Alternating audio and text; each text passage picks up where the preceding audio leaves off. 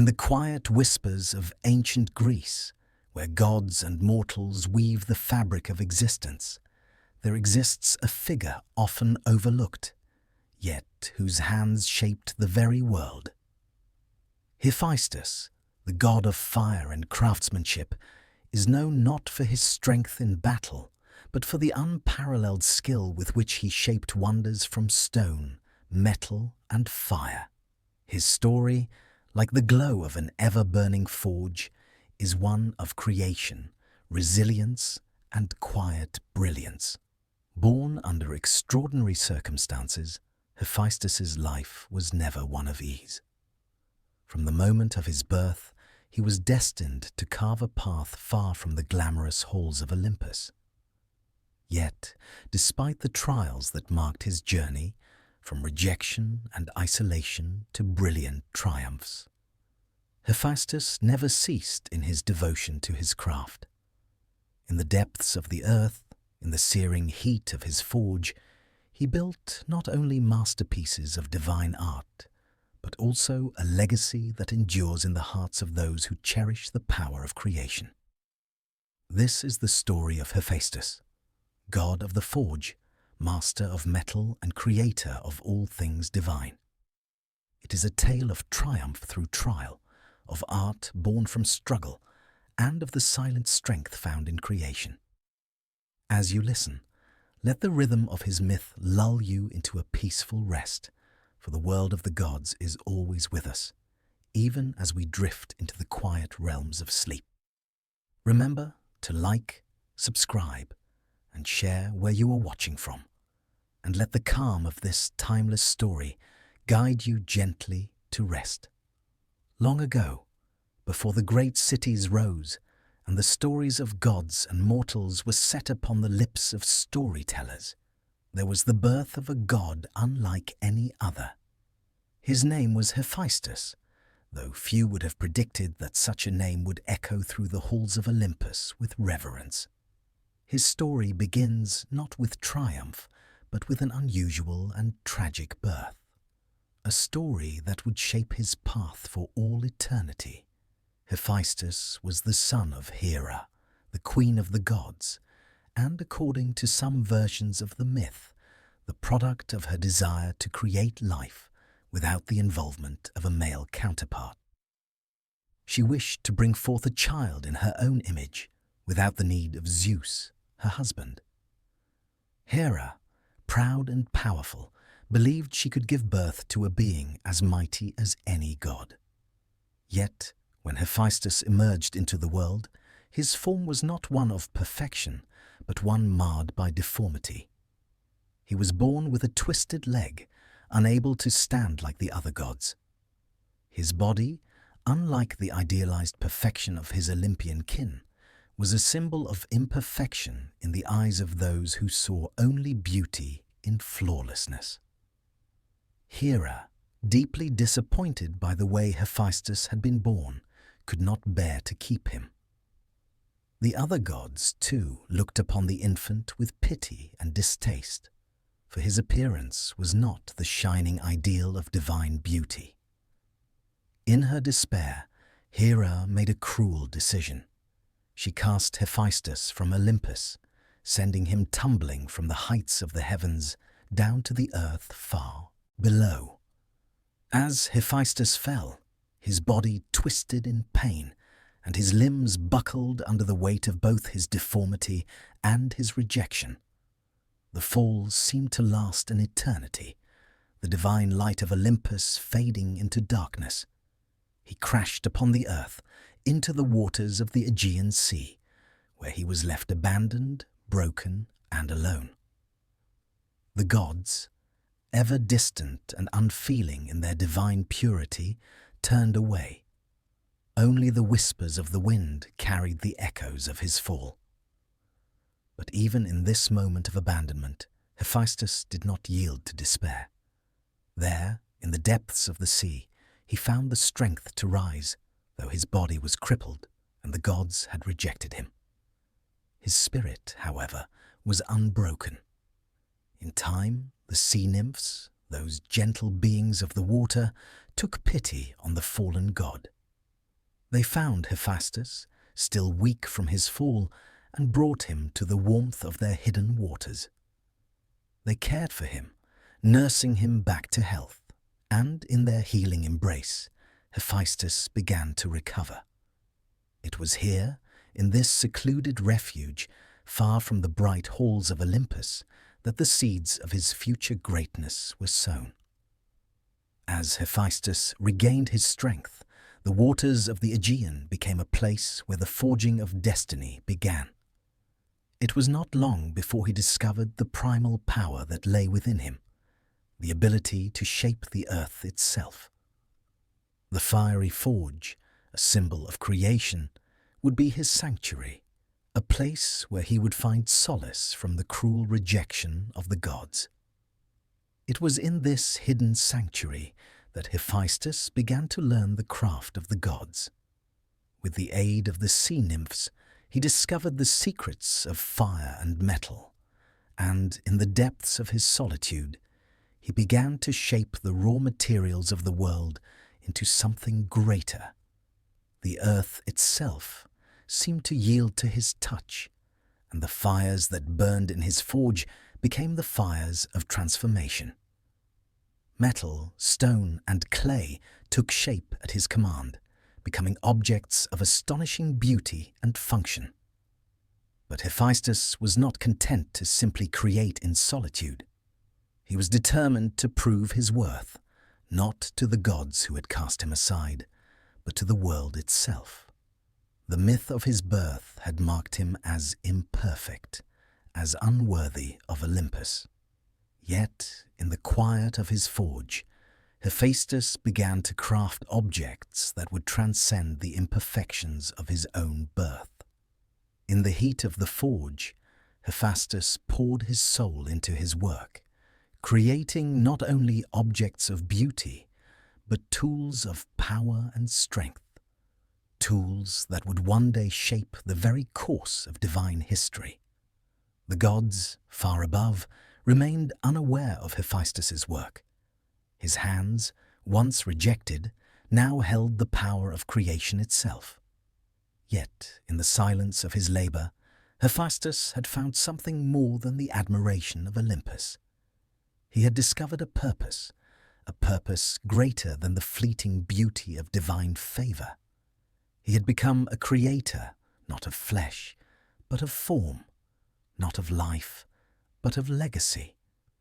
In the heat of the forge, he found his true self. As time passed, word of Hephaestus's craftsmanship spread throughout the divine world, carried on the winds of fate. It was said that even Zeus, the king of the gods, heard whispers of the masterpieces being forged by this lonely, rejected god. His works, though unseen by most, were known by their power. In the depths of his forge, Hephaestus had forged not only the beauty of the heavens, but the potential for redemption. Yet, despite his growing renown, Hephaestus remained isolated, hidden in his forge beneath the earth, far from the world above. It was not until a divine request would bring him back into the light of Olympus that his journey would truly begin. In the shadows of his creations, Hephaestus waited, unaware that the very hands that had been cast aside would soon be called upon to shape the destiny of gods and men. For now, though, Hephaestus's story rests quietly in the warmth of his forge, where the fires continue to burn, shaping both his future and the world around him. It is here, in this quiet solitude, that Hephaestus finds peace in the art of creation. And though he has yet to return to Olympus, the gods will soon come to understand that the worth of a god is not in how they are born, but in what they create. Hephaestus's early life was one of deep contrast to the lives of the gods who resided on Olympus, where they lived in luxury, basking in beauty and eternal youth. Hephaestus faced hardship from the moment of his birth. Cast from Olympus by his mother, Hera, because of his physical imperfections, he was left to fend for himself in a world that seemed unwelcoming. His deformity marked him as different in the eyes of the gods. His twisted leg and broken form were a stark reminder that even divine beings could be flawed. While the gods of Olympus stood proud and flawless, Hephaestus's journey was one of quiet resilience. His first lesson, one that would remain with him throughout his life, was that he could not rely on others for approval. Rejected by his mother, abandoned by the gods, Hephaestus found solace only in himself and in the craft that lay within his reach. It was a hard-earned lesson. He would never be accepted in the world of the gods, but he could still create something of value, something that transcended the gods' judgments. This struggle was not one of rage or defiance, but of quiet endurance.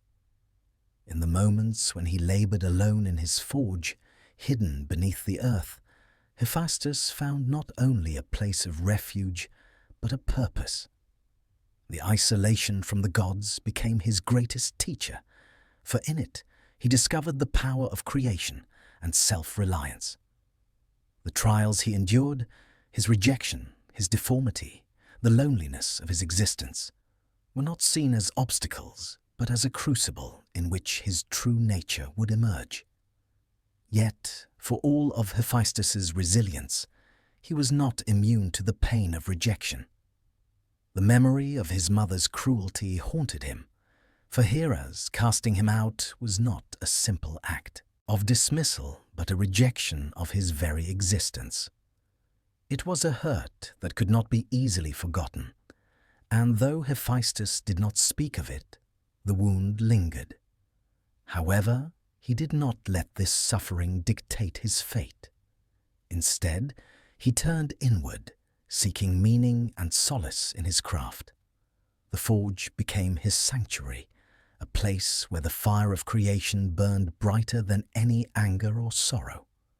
It was here that Hephaestus began to mold the world into something beautiful, something worthy of the divine. In the depths of his forge, he created not only objects of immense power, but works of art that spoke to the very essence of his being. With each hammer strike, each turning of the bellows, Hephaestus infused the items he crafted with a piece of his soul. The beauty he created from the fires was born not of perfect form, but of his unyielding spirit.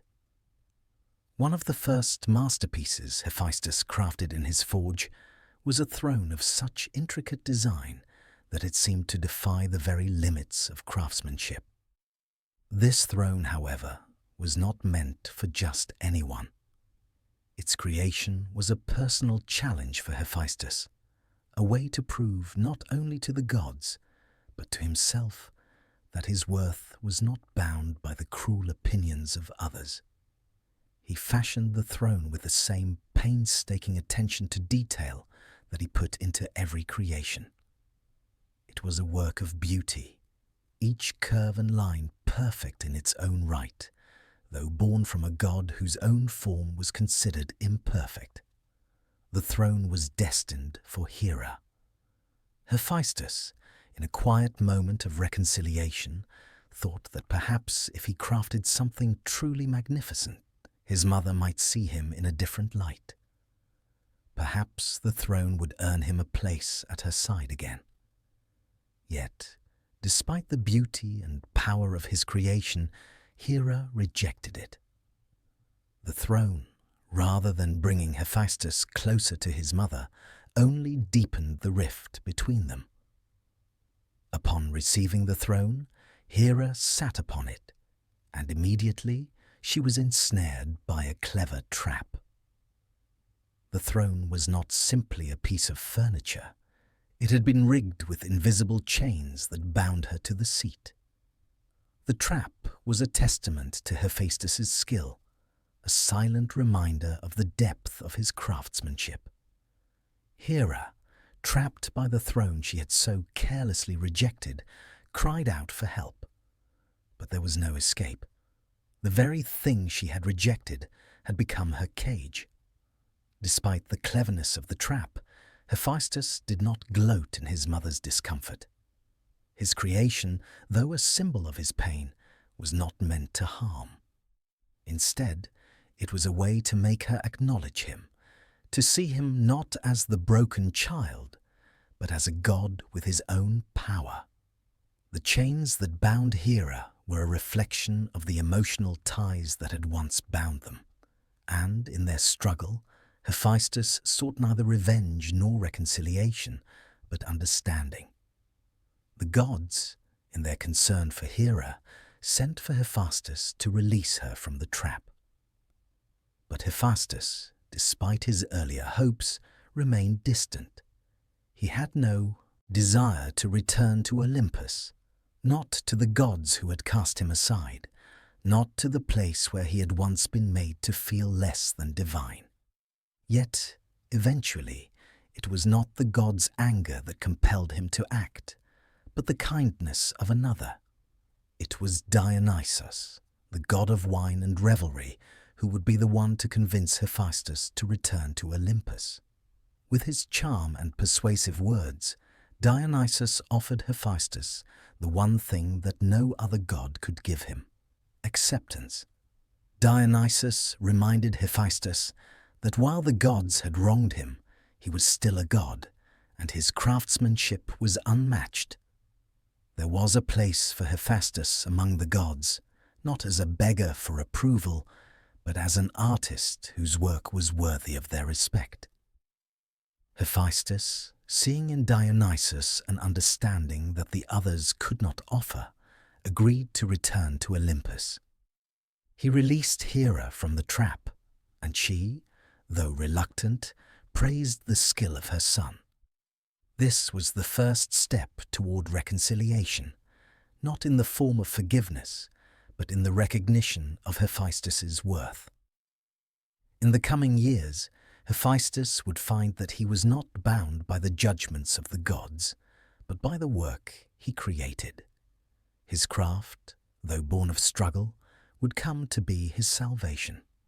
Hephaestus returned to Olympus, but he did so on his own terms, no longer seeking approval, but instead bringing with him the quiet dignity of an artist whose creations spoke louder than any words.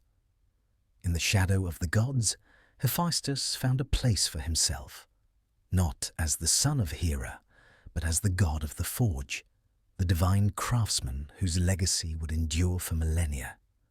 The journey of Hephaestus, like the flames of his forge, burned bright with moments of brilliance, yet was marked by an undercurrent of hardship that would define him in the eyes of gods and mortals alike. From the very moment of his birth, Hephaestus was marked as different, and it was a difference that would not fade. The gods of Olympus, radiant in their divine beauty and power, saw Hephaestus's deformity not as an imperfection to be overcome, but as a flaw that he could never escape, even as his skill and craftsmanship shone beyond measure. It was Hera, his mother, who first rejected him, casting him aside as unworthy of Olympus because of his physical form. Yet it was not Hera's cruelty alone that led to Hephaestus's fall, but the unspoken prejudices of the other gods, who looked upon him with disdain. The very fabric of Olympus, woven with divine beauty and perfection, could not tolerate a god who did not match its ideal. When Hephaestus, driven by a quiet desire to be seen, crafted the magnificent throne for Hera, a throne that would have been a crowning achievement for any other god, he thought perhaps this might be the one gift that could mend the rift between them. But the gods did not see it as a gesture of love. Instead, they saw the throne as a reminder of Hephaestus's difference, a difference that made them uncomfortable. After Hephaestus's creation of the throne, Hera's cruel rejection only served to deepen the divide between mother and son. Though Hephaestus had hoped that his mother might one day acknowledge him as worthy, it became clear that his form, his being, would always be something to be cast aside, no matter how extraordinary his work. And so, Hephaestus fell from Olympus, cast not by the hand of a vengeful god, but by the cold indifference of divine expectations. There was no ceremony, no grand declaration. His fall from grace was a quiet one, just as his birth had been. A silent departure from the realm of gods, who turned their gaze from the broken child and left him to plummet into the unknown. As Hephaestus descended from the heights of Olympus, the winds howled around him, the divine light fading into the shadows of the mortal world. His body tumbled through the air, and for a brief moment there was only the sensation of falling from a height he would never again reach. The sense of isolation was suffocating.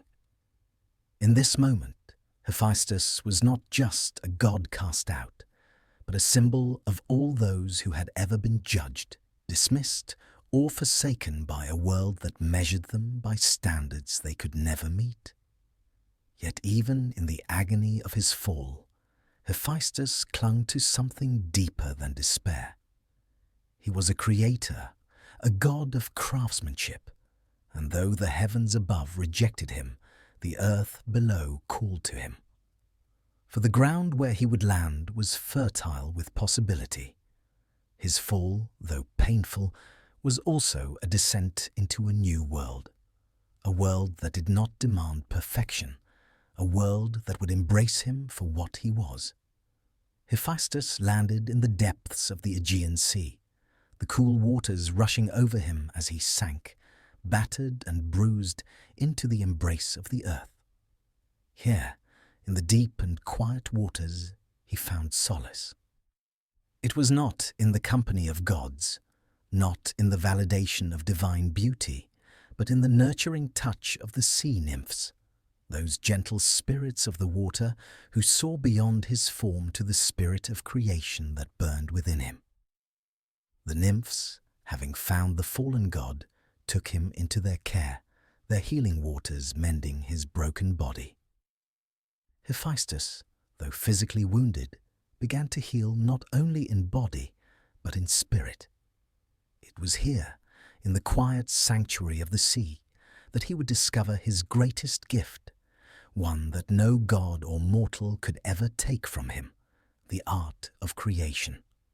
In the stillness of the water, far from the light of Olympus, Hephaestus would forge a new path, one where his skill could not be judged by outward appearance or divine standards, but by the power of his work.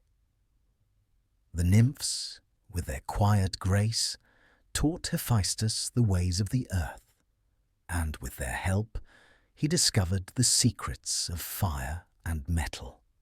The heat of the forge became his new home, and from the depths of the earth he began to shape the raw materials of the world into forms of beauty and power.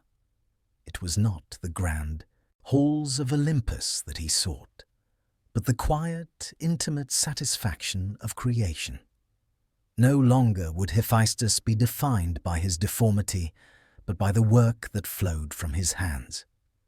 In this forge, where the fires burned bright and steady, Hephaestus created wonders, masterpieces that would later be sought by gods and men alike. He forged weapons, armor, and artifacts of unparalleled craftsmanship. These creations were not only beautiful, but imbued with a magic that could shape the fate of the gods themselves. The gods, though unaware of Hephaestus's work, would soon come to see the value of his creations, even if they could not yet see the value in him. While Hephaestus labored in his forge, hidden from the eyes of the gods, the seeds of his eventual return to Olympus were planted. The gods, having seen the marvelous throne he had created for Hera, would come to realize that his skill was too great to ignore. Though Hephaestus was no longer among them, his work, born from the rejection of Olympus, would one day bring him back. For now, though, Hephaestus remained in the solitude of his forge, content in his craft. In this place, far from the judgment of the gods, he had found peace. He had no need for validation, no need for approval. The flames of his forge burned not to impress others, but to give life to his own creations. And in this simple, quiet act of creation, Hephaestus found his true purpose. In the stillness of the earth, far beneath the bright halls of Olympus, Hephaestus found his refuge. No longer concerned with the rejection of the gods, he poured his heart and soul into his work, shaping the raw elements of the earth and fire into masterpieces of divine craftsmanship. It was here, in the underworld's volcanic depths, that Hephaestus found not just solace, but his true calling. The forge, hot with the primal fire of creation, became his sanctuary, where his creativity and skill were the only things that mattered. Though the gods of Olympus knew little of Hephaestus's retreat into the earth, the fruits of his labor did not go unnoticed. Hephaestus, in his solitude, created not only works of breathtaking beauty, but objects of immense power. From his forge came weapons of unimaginable strength, armor that would shield gods and mortals alike, and tools that could shape the very course of fate. The gods, though unaware of his location, began to feel the stirrings of a great power being wrought in the bowels of the earth. They knew that something was being forged, but its source was a mystery hidden from their eyes. The forge in which Hephaestus worked was no ordinary place. It was nestled deep within the earth, surrounded by the heat of volcanic fires and the rhythm of the ever-turning wheel of creation. The molten metal that bubbled up from the earth was like liquid light, a molten stream that could shape the future. The sounds of hammer strikes and the roar of the fires filled the air, a constant symphony of creation. The work Hephaestus performed here was not just about the objects themselves, but about the act of creation itself, a process that spoke to the heart of his divine purpose. Hephaestus did not create for the sake of praise. His creations were born from a deep inner need, a need to transform the world around him, to give life to the raw elements of the earth. The very act of shaping metal and stone, of molding fire into form, was a meditation for Hephaestus, a ritual that brought peace to his soul. It was in this process of creation that Hephaestus found a connection to something greater than himself, something beyond the gods and their petty judgments. The nymphs who had cared for him during his fall were his companions during these early days in the forge. They were the ones who had guided him, teaching him the ways of the earth and fire. In their quiet wisdom, they shared their knowledge of the metals and minerals that lay deep within the earth, as well as the secrets of the fire that could melt and mold these materials. With their help, Hephaestus learned the delicate art of smithing, how to coax the elements into the shape he desired. Together, they shaped objects of unimaginable beauty and power, each creation a reflection of the gods' inner world. One of the earliest masterpieces Hephaestus crafted in his forge was the shield of the gods. This shield was not just a mere object of protection, but a work of divine artistry imbued with the very essence of the gods. It was said that Hephaestus poured his soul into its creation, his hands moving with such precision and care that the shield seemed to come to life beneath his touch. The shield itself was a symbol of Hephaestus's greatest gift, a gift not of strength or beauty, but of creation itself. It was an object of immense power, capable of protecting those who wielded it from any harm. Though the gods were unaware of Hephaestus's work, word of the shield began to spread.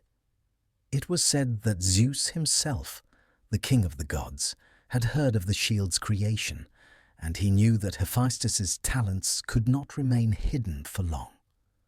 The gods had already felt the power of Hephaestus's creations, even if they did not know their source. It was only a matter of time before they would come seeking the god who had made these incredible works. And so it was that Hephaestus, once rejected by Olympus, would soon be called upon to return to the gods. His creations, forged in the hidden depths of the earth, had drawn the gods' attention. His work, once dismissed, had become too valuable to ignore. But Hephaestus did not return to Olympus out of a desire for approval or recognition. He returned because his work was needed, and he knew that the gods would have no choice but to acknowledge him for the very talent they had once scorned. It was in these quiet moments of creation, far from the noise and drama of the gods, that Hephaestus found his true strength. His power lay not in his ability to conquer or control, but in his ability to shape, to create, and to transform. In the darkness of his forge, surrounded by the heat of the earth and the fire of creation, Hephaestus found peace. He was a god who did not need the validation of others, for his work spoke for itself. The world of the gods would soon learn that Hephaestus's power was not one to be dismissed. His creations would become the very foundation of the divine realm, and the gods would come to understand that there was more to a god than appearance and perfection. Though his fall from Olympus had been a moment of deep pain, it was also a moment of rebirth for Hephaestus. In the depths of the earth, he found not only his purpose, but his strength. It was here, far from the gods who had cast him aside, that Hephaestus had forged his legacy. His creations would become the tools that gods and mortals would wield in the wars and struggles to come. The gods would soon recognize that Hephaestus, though he had fallen, had risen higher than they could ever imagine.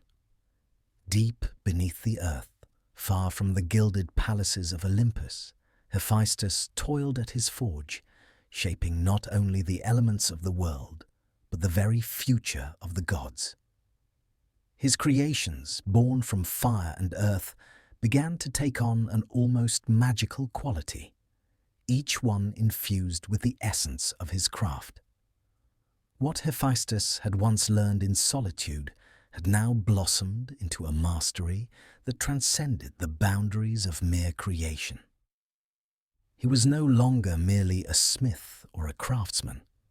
He was a divine creator, capable of shaping objects that could alter the fates of gods and men.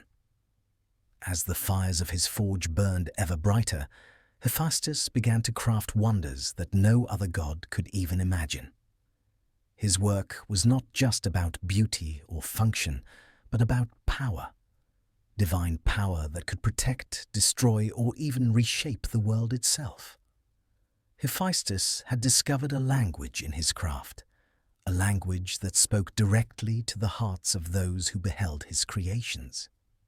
These objects, though born of metal, stone, and fire, seemed to pulse with a life of their own, imbued with the very essence of the gods who would wield them. Among the first of these creations was the aegis, the shield of Zeus, a symbol of divine protection and power. The shield was no mere object of defense. It was a masterpiece, a work of divine craftsmanship that radiated the power of the gods themselves. When Hephaestus crafted the aegis, he poured his heart into it, using every ounce of skill and creativity he had learned in his years of isolation. The shield was forged in the deepest fires of his forge. its surface gleaming with the essence of the heavens. It was said that the shield could protect its wielder from any harm, no matter how great the force of the blow. This creation was not only a gift to Zeus, but a testament to Hephaestus's growing mastery over his craft. In the silence of his forge, Hephaestus was not alone. The gods, though distant, had begun to feel the stirrings of something great happening beneath the earth. They heard whispers of the works being created by the god of the forge, and though they did not yet understand the full extent of his talent, they knew that his creations were unlike anything they had seen before. Hephaestus had proven that his skill was far beyond the trivial judgments of divine beauty. His creations spoke for themselves, and soon the gods began to take notice. It was not long before Hephaestus's works began to find their way to Olympus. The gods, once dismissive of Hephaestus, began to request his creations. One by one, they came to him, seeking weapons, armor, and tools that could aid them in their divine struggles. Hephaestus did not refuse them, though he did not seek their approval. Each creation was a testament to his artistry, and he knew that his work would soon become integral to the very power of the gods. One of the most famous of these creations was the golden chariot of Helios, the sun god. Helios had long relied on his horses to pull his chariot across the sky, but his steeds were not invulnerable. They required armor to protect them from the forces of the heavens. It was Hephaestus who crafted the golden armor for these mighty horses, forging it with the same precision and care that he poured into all his works. The armor was not only a protection for the horses, but a symbol of Hephaestus's mastery over the art of creation. The chariot, radiant and powerful, became a symbol of the sun itself, its golden sheen bright enough to rival the sun in the sky. But it was not only the gods who sought Hephaestus's creations. Mortal heroes too began to hear of his skill and sought him out for weapons that could grant them victory. It was Hephaestus who forged the shield of Achilles, a work so intricate that it would become one of the most legendary creations in all of Greek mythology. The shield, like all of Hephaestus's work, was not just a tool, but a work of art. On its surface, Hephaestus painted the world itself, scenes of the gods, the sea, and the land, all captured in intricate detail. The shield became a symbol of Hephaestus's power, his ability to not only create, but to shape the very fate of the world. As the requests for his creations grew, so too did Hephaestus's fame. He was no longer the rejected god, cast aside for his imperfections. He had risen from the depths of the earth, and his work now spoke for him. The gods, though they had once looked upon him with disdain, could no longer deny the importance of his craftsmanship. His creations, forged in the hidden fires of the earth, had become essential to the very workings of the divine world. Yet, despite the recognition he had gained, Hephaestus remained humble.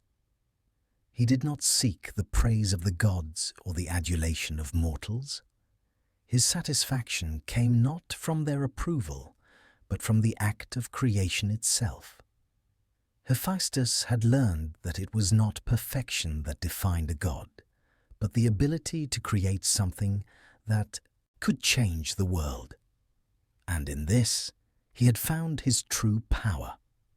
The wonders Hephaestus created were not just objects, they were symbols of transformation. They were born from his struggles, his pain, and his journey to find his place in the world. Each creation was a reflection of his inner world, a world that had been shaped by rejection, solitude, and a deep longing for acceptance. And yet, in his work, Hephaestus had found something even greater than the approval of the gods. He had found a connection to the very essence of the universe itself. As the fire of his forge burned brighter, Hephaestus's fame continued to grow. His creations would become the tools of gods and mortals alike, shaping the course of fate and the destiny of those who wielded them.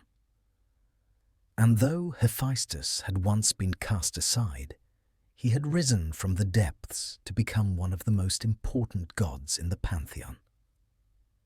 His work, his legacy, would endure for as long as the fire of creation itself. Among the many stories woven into the fabric of Hephaestus's life, none is more entwined with the complexities of love, beauty, and divine relationships than his marriage to Aphrodite, the goddess of love and beauty. His union with her was not born out of mutual affection or shared desires, but rather a marriage arranged by the gods, a union that would reveal both the depths of Hephaestus's nature and the painful truths of divine relationships. Aphrodite, radiant and admired by all, was the very embodiment of love and beauty. Her allure captivated gods and mortals alike, and her presence among the Olympians was one of unquestioned charm and grace. For Hephaestus, however, the goddess represented something more. It was not beauty alone that Hephaestus admired in Aphrodite, but the depth of her power, the power to inspire love, desire, and longing in all those around her. Yet, despite her captivating beauty, Aphrodite was far from the idealized image of eternal loyalty. Her heart was not easily won, nor was it bound by the same truths that Hephaestus held dear. And so, Hephaestus found himself bound to a goddess whose nature was as far removed from his own as the stars are from the earth. The gods of Olympus, seeing the divine power in Hephaestus's craft and his quiet nature, believed that a marriage to Aphrodite would solidify his place among the Olympians. They saw Hephaestus as a god whose worth would only be recognized through a union with the goddess who symbolized love and beauty. The marriage, though not of Hephaestus's choosing, was seen as a way to elevate him in the eyes of the gods. For Aphrodite, the marriage was a matter of divine arrangement, one that she neither sought nor welcomed with open arms. The union between Hephaestus and Aphrodite, then, was not one of love, but of obligation and necessity, a contract between two gods who were forced to reconcile their very different natures. Aphrodite, though not unkind, was not a goddess who sought deep emotional connections. Her affection was fleeting, and her love often diverted toward other gods and mortals. Hephaestus, on the other hand, was deeply loyal, a god who valued craftsmanship and sincerity above all else. For Hephaestus, the marriage to Aphrodite symbolized his long-awaited acceptance among the gods, yet it also placed him in a position of vulnerability. He was not a god who sought to control, to conquer, or to charm. He sought only to create, to shape, and to give life to his work. In the early days of their marriage, Hephaestus hoped that Aphrodite might come to love him. He created for her the most exquisite works of art, the finest garments, and even a beautiful palace in which they could live. Hephaestus believed that through his craftsmanship he could earn Aphrodite's love, that perhaps through his dedication he might win her heart. But Aphrodite, true to her nature, remained indifferent to the tokens of his affection. Her eyes wandered elsewhere, drawn to the attentions of other gods, most notably to Ares, the god of war, with whom she shared a passionate and ultimately illicit affair. Aphrodite's infidelity was a blow to Hephaestus. But it was not one that he reacted to with fury or violent anger. Unlike the fiery gods of Olympus, Hephaestus did not seek revenge with destructive force. Instead, he devised a clever and quiet plan to expose Aphrodite's betrayal, a plan that would reveal to the gods the truth of her unfaithfulness. Hephaestus, ever the craftsman, used his skill not to destroy, but to ensnare. He forged a trap, a net of unbreakable chains, so fine and delicate that it seemed weightless. This net was no ordinary creation. It was a masterpiece in its own right, woven with such precision that it could not be seen by the naked eye. Hephaestus, with quiet determination, set the trap in the bedchamber where Aphrodite and Ares would meet. When the moment came, and the two lovers found themselves together, they were caught in the net, helpless and exposed. Hephaestus, though hurt and betrayed, did not rejoice in their humiliation. The gods who watched the scene unfold saw the trick for what it was, a divine act of retribution, but also a reflection of Hephaestus's unique nature.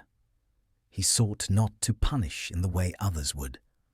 Instead, he used his craft and his intellect to reveal the truth without resorting to violence or anger. This moment, though marked by the shame of Aphrodite's infidelity, also highlighted Hephaestus's deep sense of dignity and self-control. The gods, though initially amused by the spectacle of Aphrodite and Ares ensnared in the trap, could not ignore the deeper implications of the event. Aphrodite's betrayal, though it painted her in a less than ideal light, also illuminated the differences between her and Hephaestus. Hephaestus was a god of quiet strength, of creation and loyalty, while Aphrodite embodied the fleeting, capricious nature of love. Their union, though divinely arranged, was never meant to be one of harmony. It was a partnership rooted in divine necessity rather than emotional connection. Despite the betrayal, Hephaestus did not seek to end the marriage or retaliate further. His quiet dignity and his commitment to his craft remained unshaken. Hephaestus's story was never one of grand romantic love. His heart, though capable of deep affection, did not demand the same passions that Aphrodite's did. His love was expressed not through words or fleeting gestures, but through the steady, unyielding rhythm of his work. Hephaestus, though wounded, did not seek to break the bond that had been forged between them. He understood that his place in the world of the gods was not defined by his marriage to Aphrodite, but by the work he created and the legacy he would leave. In the end, the marriage between Hephaestus and Aphrodite became a symbol of their differences, a reminder that even gods, bound by their immortality and divine power, are not immune to the complexities of love and loyalty. Though Hephaestus's heart may have been broken by Aphrodite's infidelity, his soul remained steadfast. His creations, forged in the fire of his own experiences, would endure far longer than any fleeting romance or divine betrayal. Though Hephaestus had crafted countless wonders in the depths of his forge, it was the intricacies of the gods' relationships, particularly that of his wife Aphrodite, that would unfold as one of the more painful aspects of his divine existence. Aphrodite, the goddess of love and beauty, had captured the hearts of many, and though she was married to Hephaestus, her affections were not so easily bound. While Hephaestus's love was steady and unyielding, Aphrodite's heart was capricious and ever drawn to new experiences, new loves, and new passions. This, in the end, would set the stage for one of the most famous and painful betrayals in the Olympian world. Aphrodite's heart, though it could inspire great affection, was often swayed by her desires. Despite the marriage to Hephaestus, the radiant goddess found herself enamored with the god of war, Ares. Ares, unlike Hephaestus, was a god of action, strength, and raw energy. He embodied the fierce, unrelenting spirit of battle, a spirit that was far more exciting to Aphrodite than the quiet, steady loyalty Hephaestus offered. The two gods, Aphrodite and Ares, found themselves drawn to one another in a passionate affair, one born not from deep connection or shared values, but from the unrestrained pull of their opposite natures. Their affair was no secret on Olympus. The gods, though often distracted by their own pursuits, could not help but notice the growing affection between Aphrodite and Ares. There was a chemistry between the goddess of beauty and the god of war, a chemistry that was as volatile as it was undeniable. Aphrodite, whose nature was to inspire love and desire, and Ares, whose nature was to provoke conflict and chaos, made for a combination that neither could resist. For Hephaestus, however, the affair was a silent wound. He had married Aphrodite not out of love, but in the hope of acceptance, of being seen as a worthy member of the Olympian family. Hephaestus, though capable of great affection, was not a god of impulsive passion. He understood love as a steady, sustaining force, one that could be relied upon over time. He had hoped, perhaps naively, that through his devotion he could earn Aphrodite's affection in return. But her love was not given in kind. She was drawn to Ares' strength, his fiery nature, and the raw energy he exuded. Hephaestus's gentle loyalty was not enough to compete with the allure of war and passion. Yet, Hephaestus did not react with the fury one might expect from a god betrayed. Instead, he retreated inward, focusing his energy on his craft. His heart, though hurt, remained steadfast in its devotion to his work. The pain of betrayal did not break him. It was not in Hephaestus's nature to lash out in anger or to demand retribution. Instead, he sought solace in his forge, where the rhythms of creation could soothe his wounded spirit. His artistry became the refuge where his heart could heal, one piece at a time. But the gods of Olympus, for all their wisdom and power, had little sense of privacy or discretion. The affair between Aphrodite and Ares was an open secret, one that could not be ignored. In the midst of their tryst, Hephaestus, ever the craftsman, devised a plan to expose their betrayal, not with violent fury, but with the quiet ingenuity that was his trademark. Hephaestus, though wounded, was no fool. He was a god of intellect as much as he was of craft.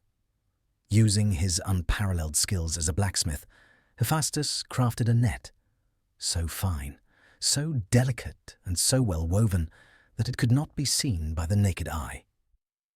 This net, once set in place, would entangle its prey, rendering them helpless and exposed for all to see. The trap was elegant in its design, a reflection of Hephaestus's unique approach to life. Never destructive, but always precise and deliberate. Hephaestus placed the net in the bedchamber where Aphrodite and Ares were known to meet, ensuring that it would capture them in the act of their betrayal. And so it was, one fateful night, that the lovers were caught in Hephaestus's trap. The gods, having been alerted to the situation, arrived to witness the tangled mess of the two lovers. Aphrodite, the goddess of love, and Ares, the god of war, caught in the net, helpless and unable to escape. The scene was one of both humiliation and divine irony. The gods, having gathered to witness the spectacle, could not help but laugh at the sight. Yet, amidst the laughter, there was also a deeper understanding. Hephaestus had exposed the truth not through anger, but through cleverness, through his mastery of creation.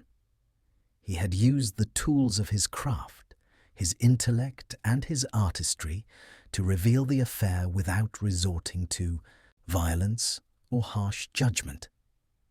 His act was one of quiet dignity, a reminder that while others may be driven by passion and rage, Hephaestus was motivated by a steady force, his craft.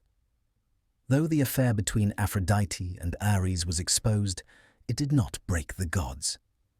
They were gods, after all, and their affairs, their rivalries, and their betrayals were but part of the intricate dance of divine relationships. Aphrodite, though embarrassed, returned to Ares, and their love continued to burn bright, unfettered by Hephaestus's quiet exposure of their secret. As for Hephaestus, he did not seek vengeance. His pride, though wounded, remained intact. He was a god of creation, and his work, his true passion, would continue to define him. Hephaestus's heart, though hurt, was not destroyed by the affair. The net he had created to expose Aphrodite's betrayal was not just a physical trap, it was also a symbol. Hephaestus was not a god who sought to control or dominate others. His power lay not in conquest, but in creation. He had no desire for revenge, only for the quiet satisfaction that came with his ability to shape the world around him. And in the end, it was through his craft, through his work, that Hephaestus would find the true measure of his worth. In the wake of the affair between Aphrodite and Ares, the gods of Olympus were left to witness the unraveling of a story that would forever be etched into the legends of the divine. The gods, though often preoccupied with their own affairs, could not help but take note of the unusual circumstances surrounding the love between Aphrodite, the goddess of beauty and desire, and Ares, the god of war, whose passionate nature was a stark contrast to the steady, quiet devotion of Hephaestus. The gods may have laughed at the spectacle of love and betrayal, but to Hephaestus it was no laughing matter. His feelings, though not expressed in loud words or furious gestures, ran deep, deeper perhaps than anyone realized. Aphrodite and Ares's secret affair, though conducted in the shadows of Olympus, was not as hidden as they believed. Nothing could remain secret for long in the realm of the gods, especially when desire and jealousy were involved. In the case of Hephaestus, the pain of betrayal was not expressed through an outburst, nor did he demand an audience for his suffering. Instead, Hephaestus, true to his nature, devised a plan, quiet, clever, and utterly fitting for a god of craftsmanship. Hephaestus had no interest in confronting Aphrodite or Ares with wrathful force, nor did he desire to end their affair through violent means. He was, after all, a god whose power lay not in destruction, but in creation. So, instead of summoning the fiery tempest of rage that other gods might unleash, Hephaestus crafted a trap, a net so finely woven, so invisible to the eye, that it could ensnare even the most unsuspecting of victims. The trap was an extension of Hephaestus himself, for just as he had shaped the world with his hands, so too would he shape the truth of his wife's betrayal. The net was forged from the finest, most delicate materials, so delicate, in fact, that it seemed weightless to the touch. It shimmered with an ethereal glow, designed not to overpower its surroundings, but to blend seamlessly with the world around it. Hephaestus, with his deep knowledge of fire and metal, imbued it with an enchantment that made it invisible to mortal eyes. Only the gods could perceive its true nature, and it was they who would witness the unravelling of the affair, though they had little idea that Hephaestus had set the stage for this revelation. The plan, though simple in its design, was an act of profound brilliance. Hephaestus, despite the pain of betrayal, did not seek vengeance. Instead, he used his craft to expose the affair, not with a thunderous roar, but with the quiet efficiency of a master craftsman. The net, once cast, would capture its prey, not in a violent frenzy, but in a moment of quiet revelation. Aphrodite and Ares, in their passionate embrace, did not realize that they were stepping into a trap of their own making. The gods had watched from afar, waiting to see what would unfold. Aphrodite, radiant and untouchable, had never expected the wrath of her husband to manifest in such a way. She was used to the world bending to her will, to the admiration of the gods and mortals alike.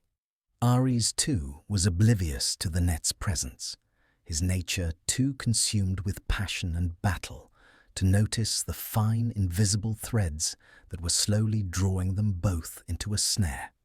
When the time came, the trap was sprung, and Aphrodite and Ares were caught. The net, though delicate, was inescapable, and the two lovers found themselves bound, unable to free themselves from its invisible grasp. They were ensnared in the very web that Hephaestus had woven with such care and precision. The sight was one of both humiliation and divine irony. Aphrodite, the goddess of love and beauty, and Ares, the god of war, trapped in the net of a god they had underestimated. The gods who gathered to witness the scene could not contain their laughter. They were amused not only by the irony of the situation, but by the cleverness of Hephaestus's design. The trap had been sprung with no force other than the artistry of its creator. Hephaestus had not sought to destroy or punish. Instead, he had used his craft to expose the truth in a way that no other god could have done. He had revealed the affair without resorting to rage, without shouting for attention or demanding justice. The net, delicate yet unbreakable, was a symbol of Hephaestus's true power, one that lay not in wrath, but in the ability to create, to shape, and to reveal. But as the gods laughed, Hephaestus stood apart, unmoved by the spectacle. His feelings of betrayal, though deep, were not for the gods to witness. He had no desire for sympathy or pity. His heart, though hurt, remained strong in its quiet resolve. Hephaestus did not need to shout his pain to the world. The truth, once revealed, was enough. The gods, in their laughter, had unwittingly acknowledged his brilliance, not through words, but through the very act of witnessing his creation. Aphrodite, her beauty now marred by the exposure of her infidelity, was freed from the trap by Hephaestus himself. She, though embarrassed, did not apologize. The affair with Ares would continue, for Aphrodite's heart was as mercurial as the tides, and her desires could not be contained. But Hephaestus, though hurt, did not seek revenge. He understood, perhaps better than any of the gods, that the nature of love and beauty was fleeting, unpredictable, and often beyond the control of any one god. Hephaestus did not demand an explanation from Aphrodite, nor did he seek to punish Ares. He did not need to. The trap he had created had done its work, not to destroy, but to reveal the truth. In this, Hephaestus had found a quiet form of justice, one that did not rely on the violence of revenge, but on the unbreakable strength of his craft. As for Aphrodite and Ares, their love continued to burn bright, unfettered by the shame of their exposure. They would go on, as gods often do, pursuing their desires without regard for the consequences. Hephaestus, however, had found something greater than revenge. He had found the peace that comes from knowing that his work, his creations, would endure long after the fleeting passions of others had burned out.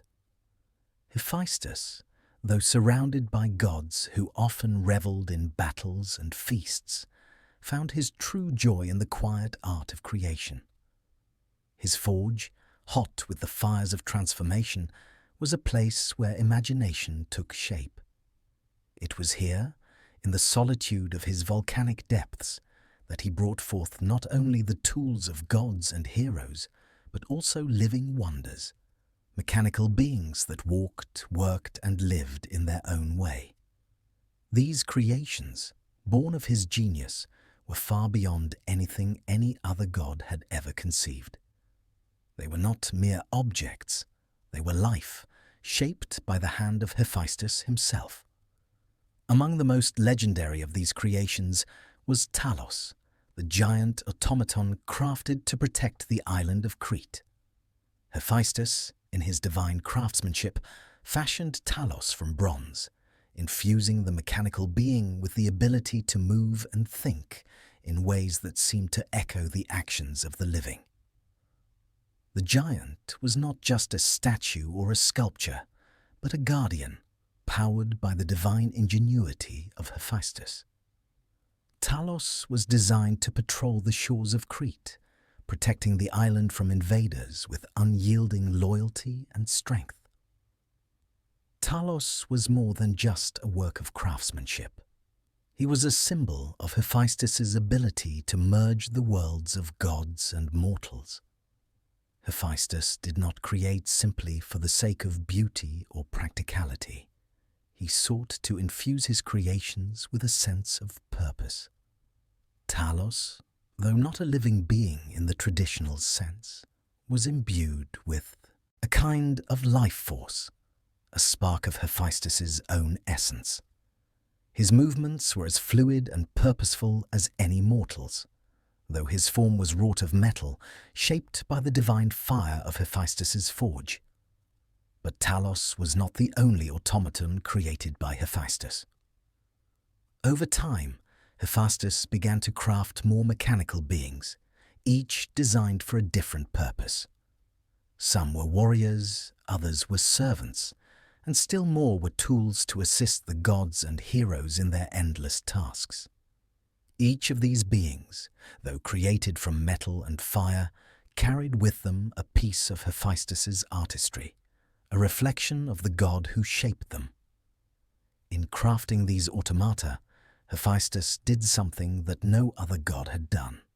He created life from inanimate materials.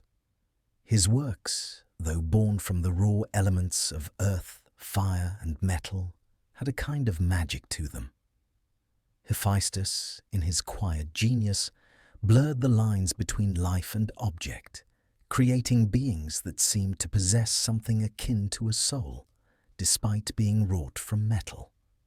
As he worked on his automata, Hephaestus's fame continued to grow. The gods, who had once rejected him, now looked upon his creations with awe. They could not ignore the wonders Hephaestus had brought into being, wonders that combined his brilliance with a deep understanding of the world around him. His creations were more than mere objects of beauty or power. They were symbols of Hephaestus's ability to shape the very world with his hands. Yet, despite the recognition he had gained from his work, Hephaestus remained humble. His desire was not for the accolades of gods, nor for the admiration of mortals. Hephaestus did not seek to be celebrated or praised. His satisfaction came from the quiet act of creation, the way in which his hands could transform the raw materials of the world into something greater. The fame that came with his work was, to Hephaestus, secondary to the joy of bringing something new into existence. The automata were not merely functional, they were expressions of Hephaestus's soul. Each one, though crafted from metal, carried with it a piece of the god who had shaped it. Talos, the mighty protector of Crete, was not just a lifeless statue. He was a reflection of Hephaestus's own unyielding loyalty, his desire to create something that could protect and defend, just as Hephaestus had once hoped to be protected by the gods.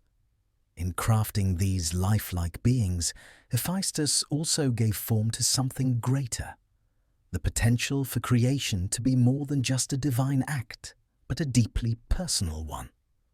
His automata were not just tools or guardians.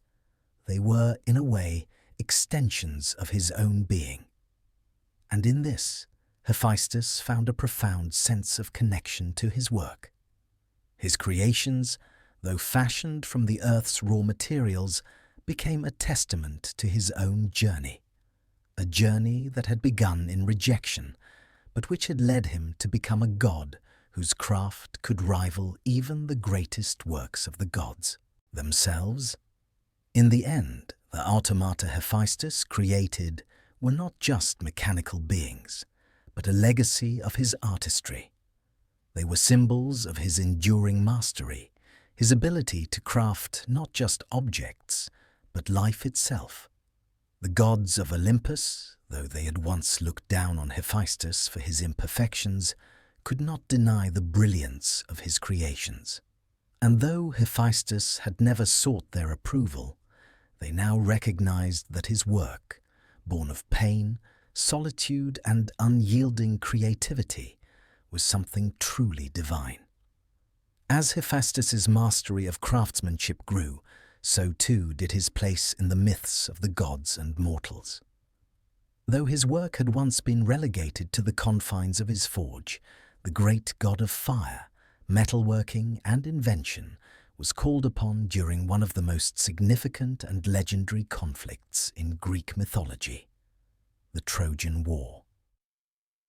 The war, fought between the city of Troy and the Greek forces, would become a defining moment in Hephaestus's legacy. His creations, crafted with precision and care, would serve as crucial instruments in the outcome of this great struggle. Though Hephaestus did not seek glory or battle, the war brought him into the divine struggle in ways that only a god of his talents could. Hephaestus's role was not that of a warrior, nor did he fight in the trenches with his fellow gods. His strength was not in the field of battle, but in the forge, where the weapons of gods and mortals alike were shaped, imbued with power, and transformed into instruments of destiny. The gods of Olympus, for all their divine prowess, knew that they could not face the Trojans without the help of Hephaestus. His skill in crafting armor, weapons, and tools had become legendary, and the Greek heroes knew that only Hephaestus could provide them with the strength they needed to survive the war. As the conflict raged on, Hephaestus was called upon to forge weapons and armor of unmatched power, items that would tip the balance in favor of the Greeks and their struggle to lay siege to Troy. One of Hephaestus's most famous contributions to the war was the creation of the shield of Achilles. This shield, forged in the depths of Hephaestus's volcanic forge, was no ordinary weapon. It was a masterpiece, a divine creation so intricate and detailed that it became a symbol of Hephaestus's unparalleled skill. The shield was not merely designed to protect the great warrior Achilles in battle. It was a reflection of the world itself, a microcosm of life, death, and all that lay in between. On the surface of the shield, Hephaestus depicted scenes of both peace and war, of the simple beauty of nature and the brutal reality of combat.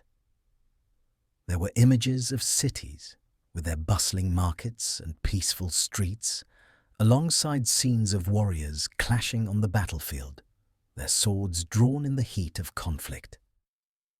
The shield, in its totality, told the story of human existence, a delicate balance of creation and destruction, peace and violence. The sheer artistry of the shield, combined with its functional power, made it one of the most famous items in Greek mythology. For Hephaestus, the creation of the shield was not just about crafting a piece of armor for Achilles. It was a reflection of his own understanding of life and the world, the way in which the gods and mortals were intertwined, and how beauty and power could exist side by side. Hephaestus was not a god of war, but through his creations, he became an integral part of the battle. His role was not to fight, but to provide the means for others to do so. In this way, Hephaestus's creations became the true warriors of the Trojan War, standing as symbols of the craftsmanship and ingenuity that transcended mere violence. Yet Hephaestus's contributions to the war did not stop with the shield of Achilles. His skill as a blacksmith was called upon time and time again, as the gods and heroes alike sought his help in forging weapons and tools to aid in the conflict. The great god of the forge crafted armor for Hector, the Trojan prince and one of the greatest warriors on the opposing side. While Hector fought for the defense of his city, Hephaestus worked in his forge, providing both sides with the tools that would shape the outcome of the war. The divine weapons Hephaestus created were not merely objects of utility, they were infused with the very essence of the gods.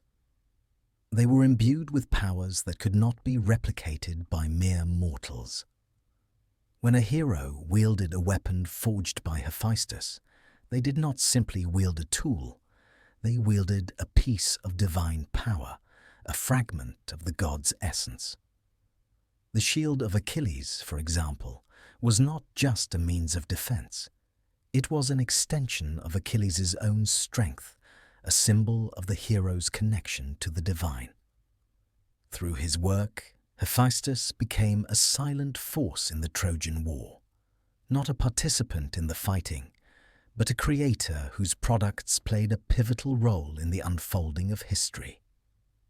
The war, which would eventually lead to the fall of Troy, was shaped as much by Hephaestus's hands as by the warriors who fought on its front lines.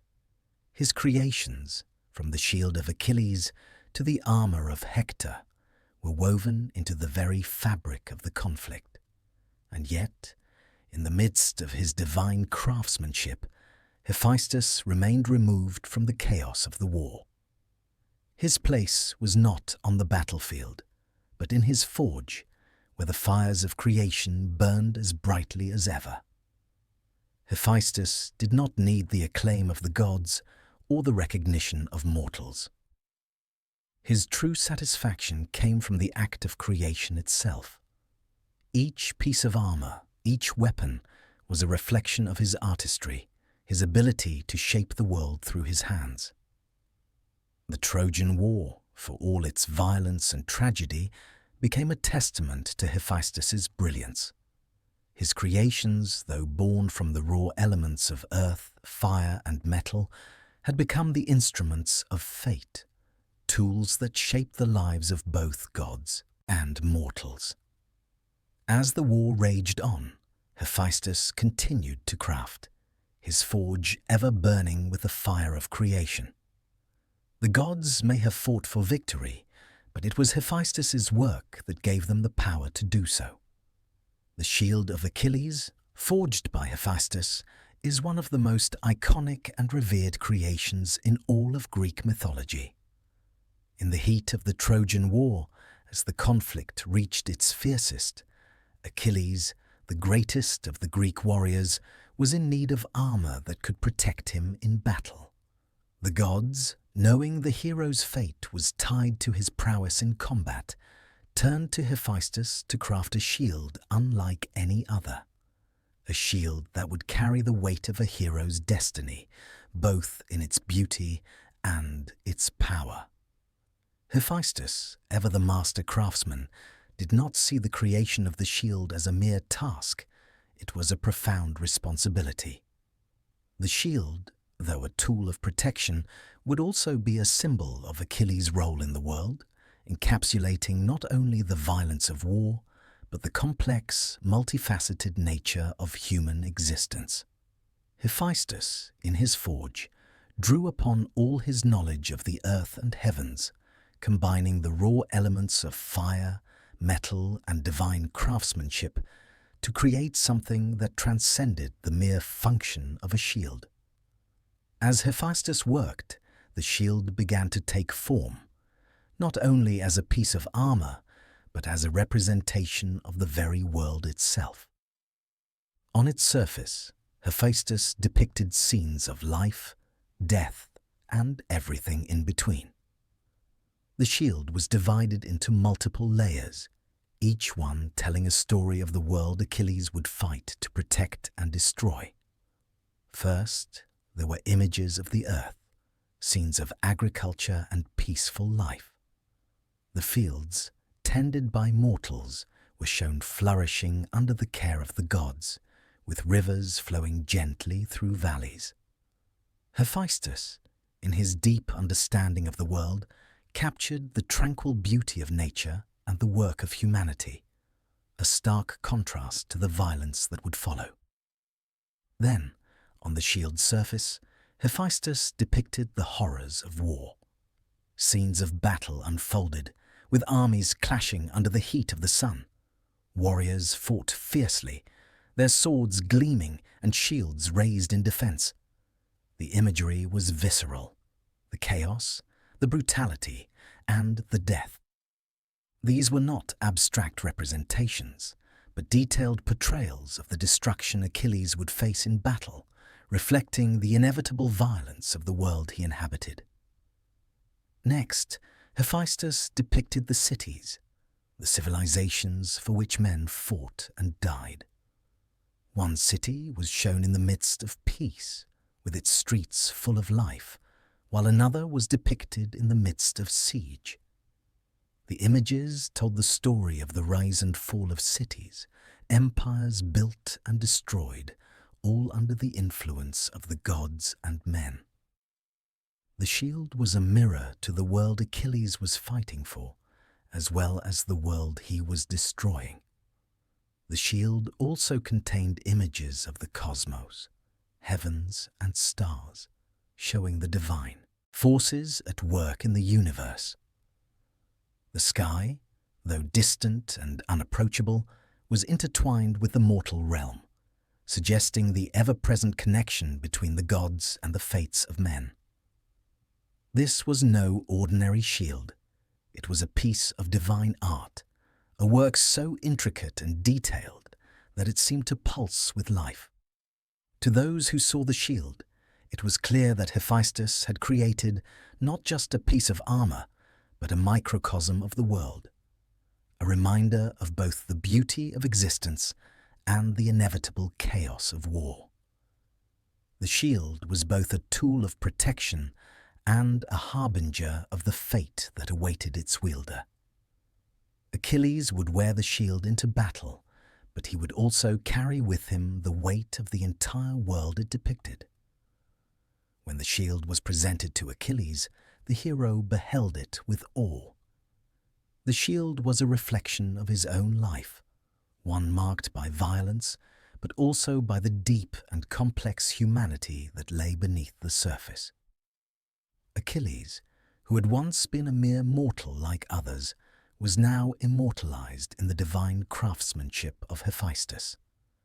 The shield would protect him in battle, but it would also be a constant reminder of the path he had chosen, one that would lead to both glory and tragedy. As Achilles stood with the shield upon his arm, the gods themselves gazed upon it with wonder. Hephaestus, through his artistry, had captured the essence of both mortal and divine existence. His creation was not just a weapon of war. It was a testament to the complexity of life and death, a reminder that all things, whether peaceful or violent, are interconnected. Achilles would fight with the shield, but the shield, in turn, would fight with him, protecting him from the chaos that would come. The creation of the shield of Achilles was not only a moment of divine artistry, but also a reflection of Hephaestus's own journey. Just as the shield contained both peace and war, creation and destruction, Hephaestus's life had been marked by a balance of opposing forces. He had known rejection, isolation, and betrayal, but through his craft, he had found a sense of purpose that transcended all these hardships. The shield was a symbol of Hephaestus's resilience, his quiet strength, and his ability to shape the world, not with violence, but with the power of creation. In the end, the shield of Achilles became a lasting legacy of Hephaestus's divine craftsmanship. It was a work that, like the gods themselves, would endure through time, transcending the violence and chaos of the Trojan War. The shield, though forged in the flames of battle, was ultimately a work of peace, a reminder that, no matter the cost of war, creation endures. Hephaestus's journey was one marked by rejection, hardship, and eventual triumph. From the moment of his birth, when he was cast aside by his mother, Hera, because of his physical imperfections, Hephaestus was forced to carve out his place in the world with quiet strength and unwavering dedication to his craft. His journey, however, was not one of isolation forever. Though he had once been cast out from the halls of Olympus, the god of fire and metalworking would find himself called back to the very realm that had once rejected him, not as a beggar for acceptance, but as a creator whose work could not be ignored. The gods of Olympus had long known the brilliance of Hephaestus's creations, yet they had never fully acknowledged the god himself. They had seen his skill in crafting masterpieces of divine artistry, armor for the gods, shields for heroes, and the incredible automata he created. But Hephaestus was not merely a craftsman. He was a god, a powerful and intelligent force in his own right. His worth had never been measured by his outward appearance or his divine lineage, but by the quiet strength of his hands and his ability to transform the raw elements of the world into something far greater than the sum of their parts. It was in the wake of the Trojan War, after Hephaestus had crafted the shield of Achilles and provided the gods with the tools of victory, that his return to Olympus became inevitable. The war had shown the gods just how indispensable Hephaestus had become to their divine struggles. His creations were no longer mere objects. They were integral to the survival and success of the gods and their heroes. Hephaestus, once rejected and cast out, had become a cornerstone of the divine realm. Yet Hephaestus did not return to Olympus seeking the approval of the gods. His return was not born out of a desire to be acknowledged or loved. Hephaestus had found his purpose long before this, in the solitude of his forge, where he created not for the gods, but for the act of creation itself. The return to Olympus was not an act of humility or desperation. It was the quiet recognition that, in his own way, Hephaestus had earned his place among the gods. He did not need to prove his worth anymore. His work had already done so. The gods, who had once looked upon Hephaestus with disdain, now saw him not only as a creator of powerful and beautiful works, but as a god whose strength lay in his capacity to give life to the very world around him. Hephaestus had created more than just weapons and armor. He had created the means for the gods and heroes to shape their destinies. In this way, Hephaestus was not simply a craftsman, but a god of transformation, a god whose creations had changed the course of history. The gods of Olympus, upon witnessing Hephaestus's contributions to the war and the importance of his work, came to understand that his true strength lay not in his physical form, but in his mind and his artistry. They welcomed him back, not with grand celebrations or fanfare, but with a quiet recognition that his place among them had always been secure, even when they had failed to see it. Hephaestus did not seek their validation. He simply returned to the realm that had once cast him out, now secure in the knowledge that his work had earned him a place among the most revered beings in the universe. It was not long after his return to Olympus that Hephaestus once again became the god of the forge, his workshop in the heart of the volcanoes of Lemnos, where the fires of creation never ceased to burn. The gods, having witnessed the power of his work, understood that Hephaestus was more than just a divine craftsman. He was a creator whose skill transcended the boundaries of mere craft. His ability to shape the elements of the world into objects of divine power had become essential to the functioning of the divine realm. Hephaestus's return to Olympus did not mark the end of his journey. Rather, it was the beginning of a new chapter in his divine existence. He would continue to craft the weapons, armor, and wonders that the gods would use in their struggles, but he no longer sought the approval or admiration of those he created for. Hephaestus had long since learned that his true satisfaction lay not in the praise of others, but in the quiet act of creation itself. The forge, now returned to its rightful place in Olympus, was not just a workshop, but a sacred space where Hephaestus could continue to shape the world with his hands. In the grand halls of Olympus, Hephaestus stood as a reminder that even the gods could be flawed. He had been cast aside for his imperfections, but it was those very imperfections that made him who he was. Hephaestus's journey had taught him that it was not perfection that made a god worthy, but the ability to rise above rejection and create something that could endure. His creations, born from fire and metal, would live on long after the gods had faded.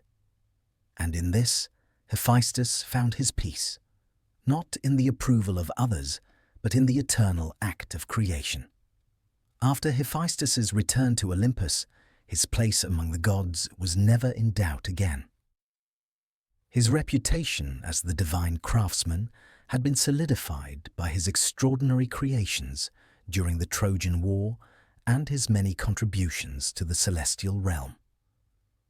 While the gods each had their spheres of influence, Zeus over the sky, Poseidon over the sea, and Hera over the heavens, Hephaestus held sway over a domain unique to him, the forge. His power was not in the ability to command the forces of nature, but in his mastery of fire, metal, and transformation. It was in his forge that the gods' tools, weapons, and armor were created. It was Hephaestus who provided the means by which the gods could exert their power in the world. Unlike his fellow Olympians, Hephaestus did not rely on his physical prowess in battle or his divine charisma to assert his place among them. His strength lay in his craft, in the delicate balance of art and function that he brought to everything he created. His work was indispensable to the gods, for without it, their power would have been diminished. When the gods needed weapons or armor for war, it was Hephaestus they turned to. When the gods required tools to fulfill their various duties, Hephaestus was the one to provide them. His forge was a constant presence on Olympus, the fires never ceasing, the anvil ever ready for the next creation. Hephaestus's creations were not merely functional, They were infused with divine power. Each weapon, each piece of armor, was not simply a tool of protection or offense, but a reflection of the divine essence that the gods embodied.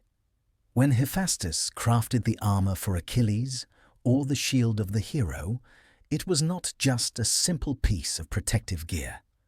It was an extension of the hero's own strength and purpose. The armor Hephaestus made was not merely an object, but a part of the divine order, imbued with the gods' energy, capable of altering the course of fate.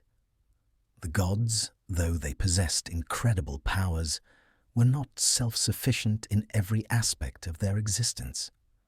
They were powerful, yes, but they still relied on Hephaestus for the means to carry out their will. For example, when the mighty Zeus needed to strike down his enemies with his thunderbolts, it was Hephaestus who forged the thunderbolts in his forge, using his unparalleled skill with fire and metal. When Poseidon needed his trident to command the seas, Hephaestus crafted it with the finest materials, ensuring its strength and divine power. Even Hera, who had once rejected Hephaestus for his deformity, came to rely on his expertise. Hephaestus crafted her chariot, beautiful and strong, allowing her to travel across the heavens with divine grace. Though Hera's treatment of Hephaestus had been cruel in the past, she, like the other gods, recognized the value of his work and the necessity of his creations in the divine order. Hephaestus's skill was too great to ignore, and his forge had become an indispensable part of Olympus's functioning. Though the gods were often busy with their divine duties, battling each other, ruling over the realms of nature, or shaping the fates of mortals, they understood that they could not accomplish their goals without the help of Hephaestus. His creations were not only beautiful, but powerful. His hands shaped the weapons that could change the tides of war, the armor that could protect the gods and heroes from harm, and the tools that enabled the gods to interact with the world in the most profound ways. Hephaestus was the silent force behind many of the gods' greatest achievements, working tirelessly in his forge, creating wonders that would go unnoticed by many, but were essential to the gods' ongoing influence. In this way, Hephaestus played a vital role in the maintenance of the cosmic order. His skill was not in ruling or commanding, but in shaping and creating. Where other gods relied on strength or wisdom, Hephaestus relied on his craft. His creations were not the symbols of power as the thunderbolt was for Zeus or the trident for Poseidon, but they were the means by which power was expressed in the world. Hephaestus's work was the foundation upon which much of the gods' strength rested. His creations were more than just tools. They were expressions of divine will, and in this, Hephaestus found his own unique place in the divine hierarchy. Hephaestus, however, did not crave the admiration or worship that some of the other gods received. His fame, such as it was tied to the strength and quality of his work, not to any grand displays of power or influence. He did not seek validation from the other gods.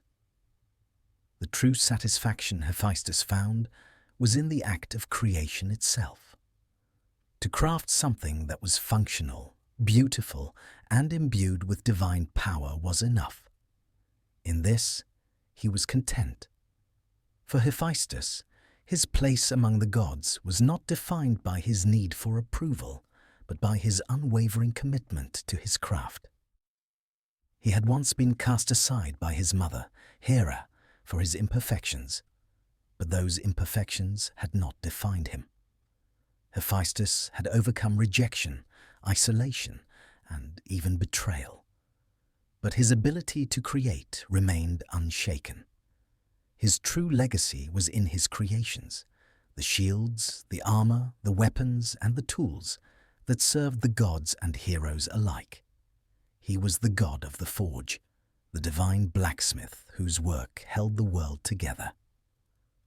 In the world of the gods, each deity held a role that was both revered and essential to the balance of existence.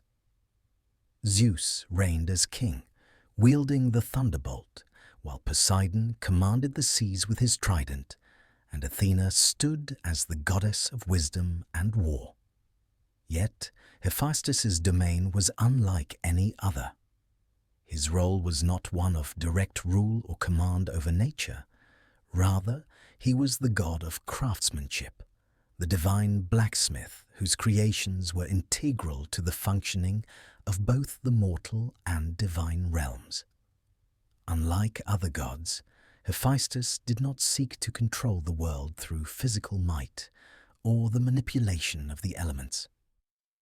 His strength lay in his hands, in the quiet art of creation that allowed him to shape the very foundations of the god's power. His forge was not just a place of heat and fire, but a sacred space where raw elements were transformed into objects of divine power. In his forge, Hephaestus was a master of both form and function, crafting tools, weapons, and armor that served the gods, mortals, and heroes alike. Hephaestus's craftsmanship was more than just skill. It was an expression of divine will.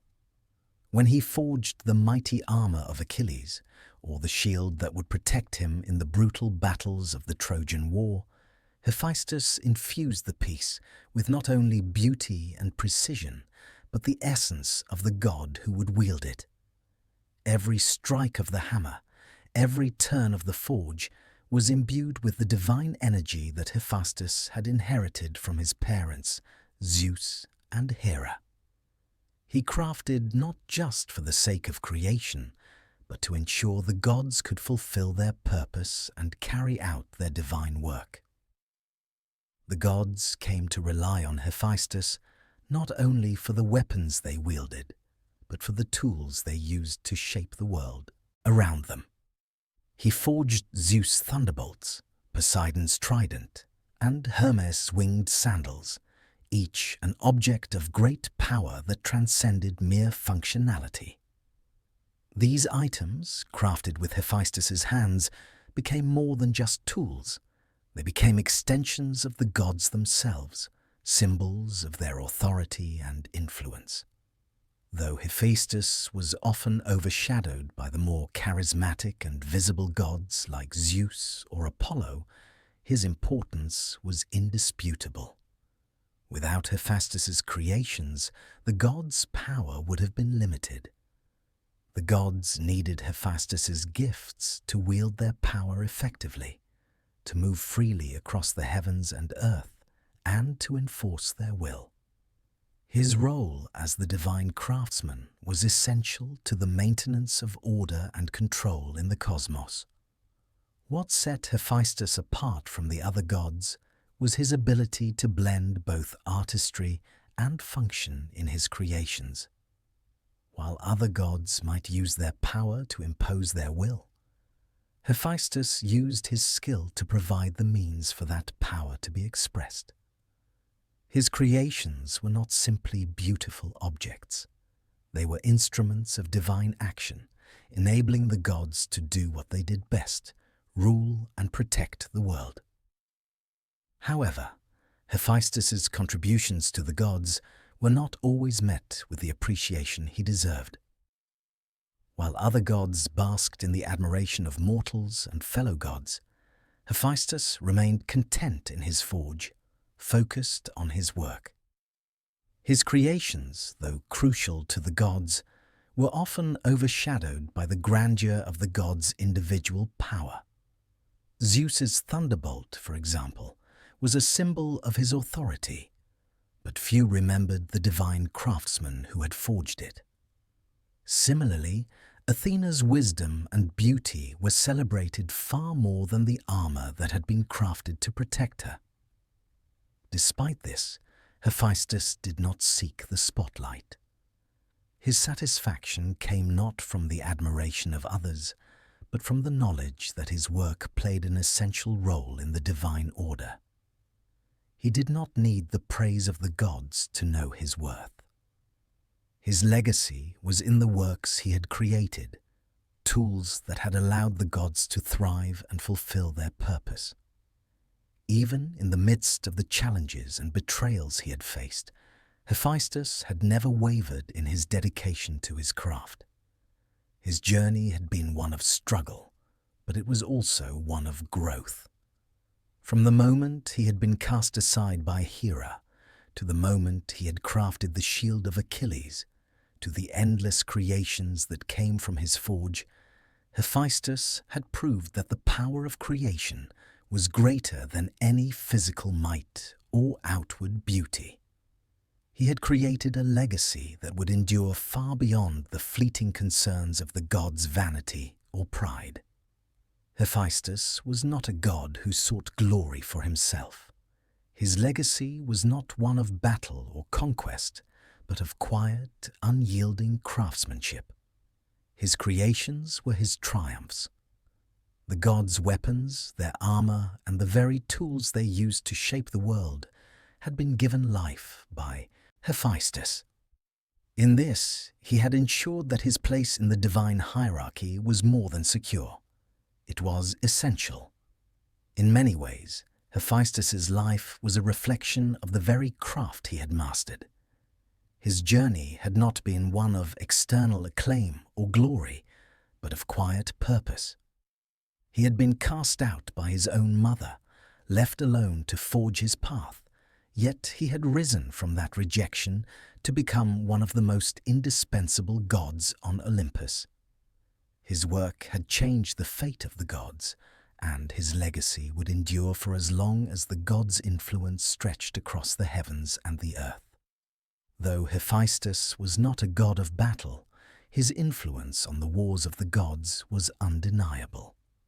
His creations, forged in the heart of the earth and tempered by divine fire, were some of the most powerful tools in the hands of the gods. The gods of war, such as Ares, Athena, and even the mighty Zeus, all depended on Hephaestus's craft to wield their immense power. His role in the wars of the gods was one of quiet yet pivotal importance. Hephaestus provided the means by which the gods could shape the fates of both gods and mortals.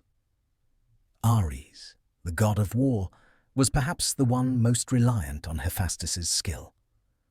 Though Ares was a god of strength and violence, his power was limited by the tools he wielded. It was Hephaestus who provided him with weapons capable of enhancing his martial prowess. In the battles between the gods, Ares' weapons, forged in the depths of Hephaestus's forge, allowed him to fight with the same intensity as the gods he faced. His shield, his sword, his armor, all were creations of Hephaestus. They gave Ares the power to fight as only a god of war could. Yet, while Ares was the god of war, Hephaestus was the creator of the very tools of battle. Hephaestus did not engage in the carnage of war himself, but his work played an indispensable role in shaping the battlefield. The weapons he forged were not just objects. They were the essence of power, imbued with divine energy that allowed their wielders to triumph in battle. The gods fought their wars, but it was Hephaestus's creations that made their victories possible. Ares' connection to Hephaestus was one of mutual dependence. Though Ares was often portrayed as the embodiment of chaotic violence, it was Hephaestus's skill that allowed him to manifest his divine purpose on the battlefield. Hephaestus had no need to battle. His creations were his form of war, his contribution to the divine struggles that shaped the world. For Ares, Hephaestus was the one who ensured his strength had the means to express itself. Without Hephaestus's craft, Ares's divine essence would have had no outlet. It was Hephaestus's work that gave Ares the ability to fight at the level the gods demanded. Similarly, Athena, the goddess of wisdom and strategy, relied on Hephaestus's craftsmanship to fulfill her role as a divine warrior. Athena was known for her intellect, her ability to plan and outwit her opponents, but she too needed the strength that Hephaestus's creations could provide. Athena's armor and shield, finely crafted by Hephaestus, protected her in battle and enabled her to face her enemies with unmatched tactical brilliance. Like Ares, Athena's power was elevated through the divine tools that Hephaestus crafted. She too was a god of war, but her ability to lead and strategize in battle was enhanced by the armor that Hephaestus provided. Even Zeus, the king of the gods, required the tools Hephaestus made to maintain his dominance. His thunderbolt, forged in Hephaestus's forge, was not only a weapon of great power, but a symbol of his rule over the heavens and the earth. The thunderbolt was an extension of Zeus's authority. It was a divine artifact, imbued with the power of creation itself, crafted by Hephaestus, whose skill was so great that even the gods could not replicate it. In moments of divine conflict, when Zeus would strike down enemies or enforce divine justice, it was Hephaestus's work that allowed him to wield his power with such devastating effect. Yet Hephaestus's relationship with the gods of war was not limited to the weapons he created for them. His craft itself was a reflection of the very nature of conflict. Just as war involves the careful balance of power and strategy, so too did Hephaestus's work involve the delicate balance of fire, metal, and artistry. Hephaestus, though not a god of violence, understood the intricacies of power and the ways in which it could be expressed. He knew that weapons and tools were not just about strength. They were about precision, purpose, and the ability to shape the world around them. In this sense, Hephaestus's role in the wars of the gods was not only one of creation, but of stewardship. He did not create weapons for the sake of destruction, but for the sake of fulfilling the gods' divine roles. His work was an extension of his understanding that power, in all its forms, must be harnessed and directed toward a purpose. Whether that purpose was the defense of Olympus, the protection of a hero, or the domination of an enemy, Hephaestus ensured that the gods had the tools they needed to fulfill their destinies. Through his forge, Hephaestus became not only a god of creation, but a god of purpose. Purpose that extended beyond mere weaponry to the very essence of divine action. He did not participate in the wars of the gods directly. He fought in his own way, through his craft. In this way, Hephaestus played a vital role in the cosmic balance of power. His creations were the means by which the gods could express their will, their strength, and their authority in the world. As the divine craftsman, Hephaestus' influence on the wars of the gods was profound. Though he was not a god of violence, his creations were at the heart of every divine conflict. His tools and weapons enabled the gods of war to fulfill their roles in the great cosmic struggle, shaping the outcomes of battles that would echo throughout the ages. Hephaestus did not need to be a warrior. His creations were his legacy, and they carried his influence across the realms of gods and men alike. As time passed, and the myths of the gods became etched in the collective consciousness of the ancient world, the figure of Hephaestus, though often overshadowed by the more prominent gods, earned a quiet reverence that was deeply ingrained in the culture of the ancient Greeks. While gods like Zeus, Athena, and Apollo were celebrated for their grandeur, Hephaestus's role as the divine craftsman gave him a unique and subtle place in the pantheon. He was revered not for his show of strength or beauty, but for his intellect, creativity, and his ability to shape the very world around him. Hephaestus's worship was centered around the appreciation of craftsmanship and the raw beauty of creation. The ancient Greeks, who were deeply concerned with the art of sculpture, architecture, and craftsmanship, held Hephaestus in high esteem. They saw in him the embodiment of the skill and ingenuity required to bring form and function together.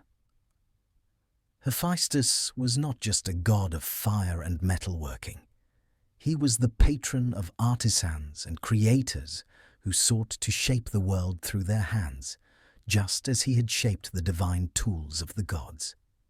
His most revered aspects were the intricate, delicate nature of his work and his unparalleled ability to transform the mundane into the extraordinary. Hephaestus was the god who took raw, formless elements, fire, metal, stone, and infused them with purpose and meaning. Whether it was a statue, a temple, or a tool, the work that Hephaestus touched had purpose. His creations became more than simple objects. They became carriers of divine energy and symbols of the intricate relationship between gods and mortals. Worship of Hephaestus was not as widespread as that of the more famous Olympians, but he still had dedicated temples and shrines across the Greek world. His major center of worship was in Lemnos, the island that was believed to be his home. The volcanoes there were thought to be the very forges where Hephaestus crafted his masterpieces, and the island became a place of pilgrimage for those who revered craftsmanship and sought divine inspiration for their work. Lemnos became synonymous with divine creativity, a sacred space where mortal and divine artistry merged in reverence to the god of fire and metalworking. Temples dedicated to Hephaestus were often located in cities known for their artistry and metalworking, such as Athens, where his most famous temple, the Hephaestion, stood proudly on the Athenian agora. This temple, one of the best preserved ancient structures in Greece, was not only a monument to Hephaestus, but also a reflection of his importance to the ancient Greeks. The temple's beauty and structure, crafted by the finest artisans of Athens, symbolized the very essence of Hephaestus's work, the marriage of function and form. It was said that the statues and sculptures adorning his temple represented the ideal union of skill and divine will, and those who passed through its doors could not help but feel the weight of his creative power. Hephaestus's influence extended beyond his direct worship. He was a god who inspired artists, blacksmiths, sculptors, and all those who worked with their hands to shape the world. The Greeks, who valued precision and beauty in their craftsmanship, saw in Hephaestus the divine patron who guided them in their work. Whether they were sculpting statues of the gods, forging swords and shields for warriors, or constructing the buildings and temples that would house their civilization, they understood that their work was blessed by the god of creation. The reverence for Hephaestus was not just about honoring him as a god of fire or metal, but as a god who represented the quiet, patient labor required to create something meaningful. While other gods might inspire chaos or revel in the power of battle, Hephaestus was a god who worked tirelessly without fanfare or desire for praise. His work was his gift to the world, and those who worshipped him understood that creation was an act of love, dedication, and humility. Hephaestus's role was not to command or to conquer, but to craft, and to build.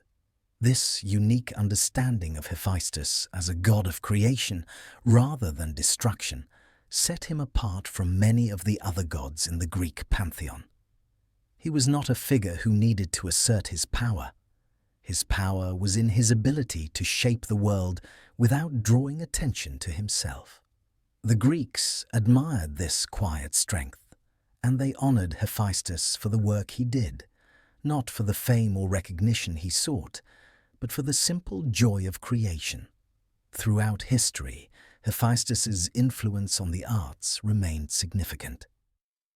From ancient pottery to Renaissance sculpture, artists and craftsmen have drawn inspiration from Hephaestus and his work. The quiet labor of shaping something from nothing, of forging the raw materials of the earth into objects of beauty and purpose, became an ideal to which many aspired. Hephaestus embodied the spirit of craftsmanship. That true artistry comes not from the desire for recognition, but from the passion and dedication one brings to their work. His story, too, became a symbol of resilience. Hephaestus was the god who had been rejected, cast aside, and broken. Yet, through his pain, he had created wonders that transcended his struggles. His journey was a reminder that true greatness lies not in outward perfection, but in the strength to rise from rejection and transform adversity into something beautiful. Hephaestus, the god who was once cast aside, rejected and misunderstood, became one of the most revered figures in the ancient world, not because of his battles or his victories, but because of the quiet strength with which he created. His legacy was not built on the grand stage of Olympian politics, nor was it defined by his personal triumphs. It was, instead, a legacy shaped by his hands, the hands that forged divine weapons, built the tools of the gods, and created wonders from fire and metal. As the god of craftsmanship, Hephaestus's influence stretched far beyond the boundaries of Olympus and the mortal world. He became the patron of all those who sought to create, whether they worked with their hands or their minds. Artists, blacksmiths, sculptors, and builders all looked to Hephaestus as a divine inspiration.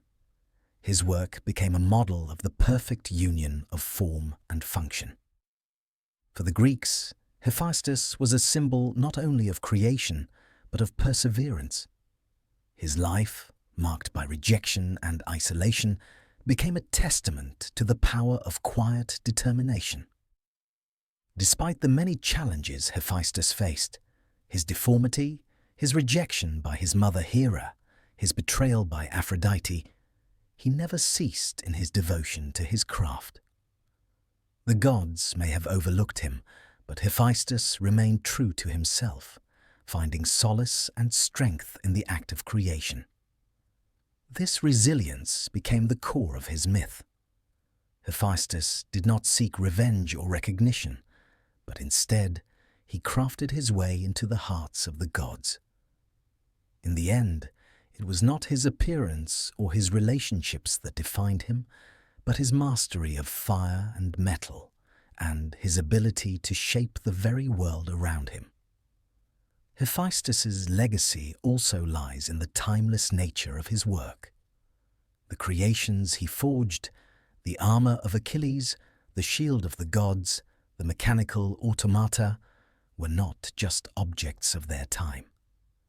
They transcended the immediate conflicts of the gods and mortals, becoming symbols of the enduring power of craftsmanship. His work was not fleeting like the battles of the gods, nor was it defined by the whims of fate. It was eternal, solidified in the divine tools that carried the power of the gods through the ages. In addition to the tangible impact of his creations, Hephaestus's legacy also shaped the way the ancient world viewed labor and artistry. While gods like Apollo and Athena were revered for their wisdom and beauty, Hephaestus was honored for his unwavering commitment to his craft. He showed that true greatness is not always achieved through grand gestures or dramatic feats of strength, but through the quiet, steady work of creating something lasting. Hephaestus's story proved that even the most rejected and misunderstood can leave a profound mark on the world. His creations were his legacy, and they continued to live on long after his own time. The enduring nature of Hephaestus's influence can be seen in the continued reverence for craftsmanship throughout history. From the ancient Greeks to the Renaissance and beyond, artists and builders have continued to look to Hephaestus as a symbol of creative power.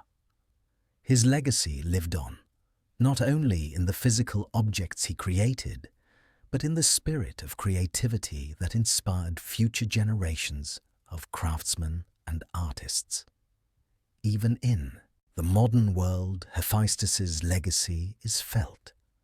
The idea of the artist, the creator who shapes the world with their hands, is still revered. Whether in the creation of tools, the construction of buildings, or the crafting of fine art, the influence of Hephaestus continues to inspire those who work with their hands to shape the world around them.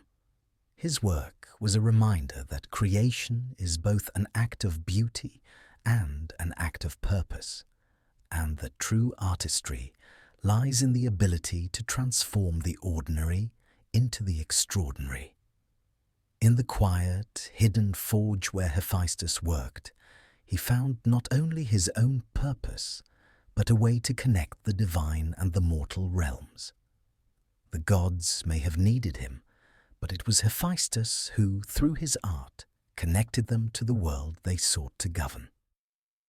Through his work, Hephaestus not only created objects of power and beauty, but he also built the very foundations of the divine world, enabling the gods to carry out their eternal roles. As time passed, Hephaestus's myth became more than just a tale of a god who created. It became a story of redemption, resilience, and the power of creation.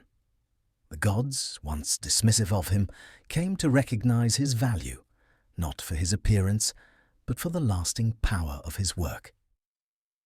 Hephaestus's legacy is one that continues to endure, a testament to the quiet power of creation and the enduring spirit of the divine craftsman. Hephaestus's legacy, though primarily defined by his divine craftsmanship, extended far beyond the halls of Olympus and the fires of his forge. His influence seeped into the mortal world as the values he embodied: patience, resilience, creativity, and the quiet strength of artisanship were passed down through generations of human builders, blacksmiths, and artists. The myths surrounding Hephaestus were not just tales of gods and divine acts. They were reflections of the enduring importance of creation, of work done with purpose and care, and of the beauty found in the mundane. For the ancient Greeks, Hephaestus was the patron of craftsmen.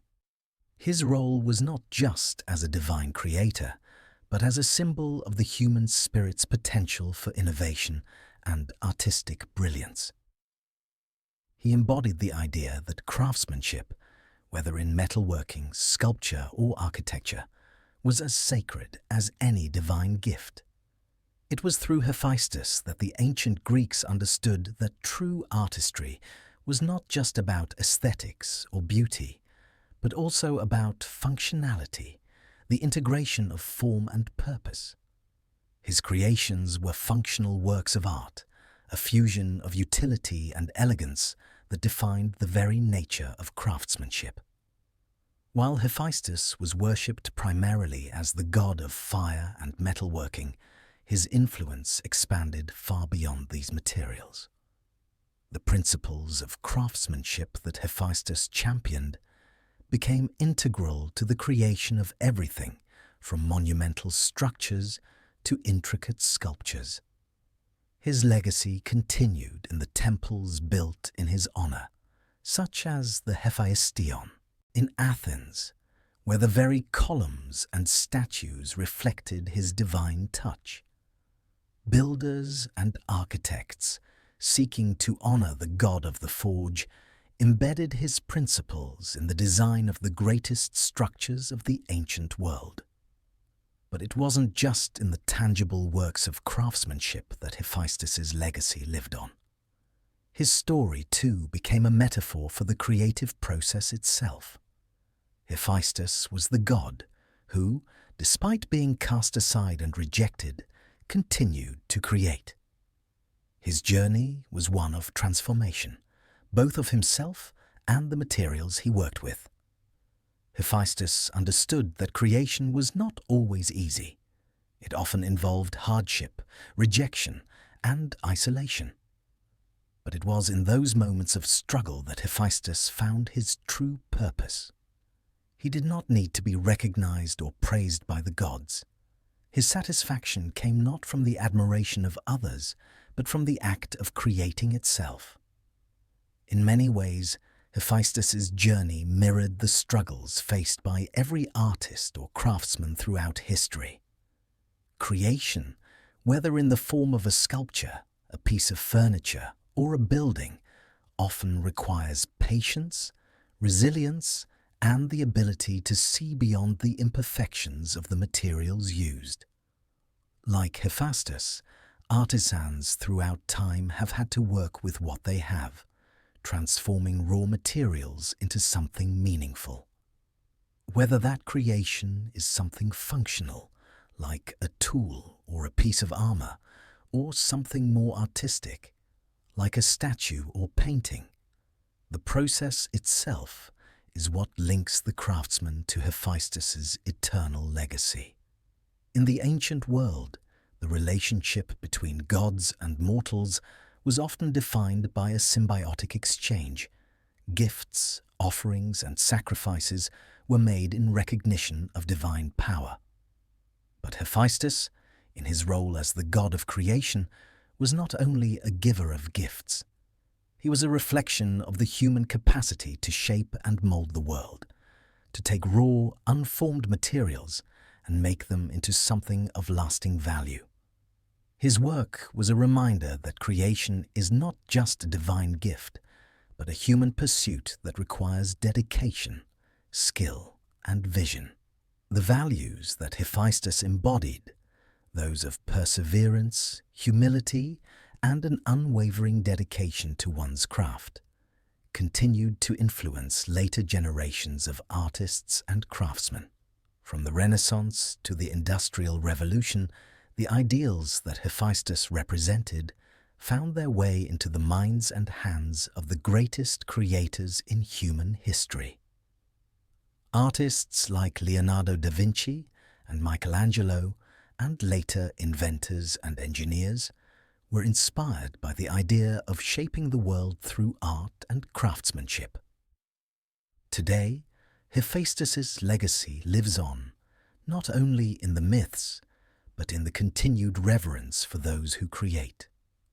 Whether it's in the work of contemporary artists, architects, or even engineers, the god of the forge remains an enduring symbol of the creative process, the power of human innovation, and the beauty that can be found in functional art. Hephaestus showed the world that creation is not just a divine act, it is a human one too. Through patience, resilience, and dedication, Hephaestus teaches us that even in the face of hardship, we can craft something of lasting value. His story is a reminder that even the most seemingly humble craftsman can shape the world. Though Hephaestus was born into a world that initially rejected him, his creations not only defined his place in the divine realm, but became the very foundation upon which the gods stood. From his forge, Hephaestus created not only weapons and armor, but a legacy that would live on long after his name was spoken, a legacy that still inspires and influences creators around the world. Hephaestus, though not known for wielding the thunderbolt or the trident, played a unique and essential role in the myths of transformation, shaping not only the world around him, but also the very beings that inhabited it. His divine craft had the power to alter the fate of gods, mortals, and even creatures of mythic origin. While other gods created life or controlled nature, Hephaestus's influence was rooted in his ability to change the very form and function of existing beings and objects. He was the god who could take something broken, flawed, or imperfect and reshape it into something of beauty and power.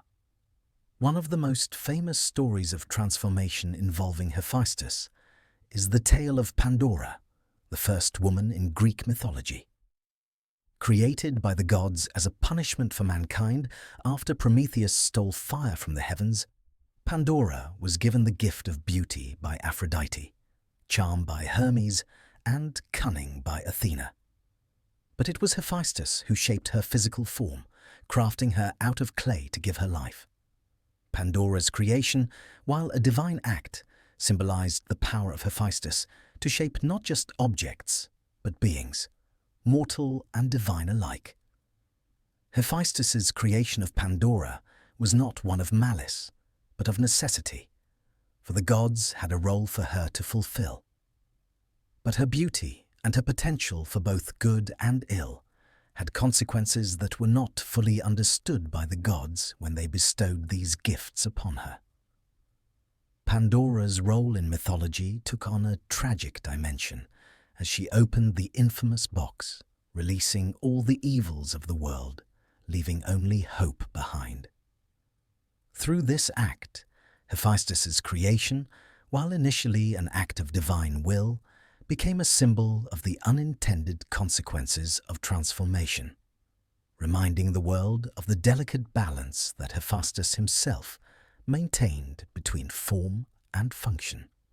Another example of Hephaestus's transformative power can be seen in the myth of Erycthonius, a figure tied closely to Athens and the goddess Athena.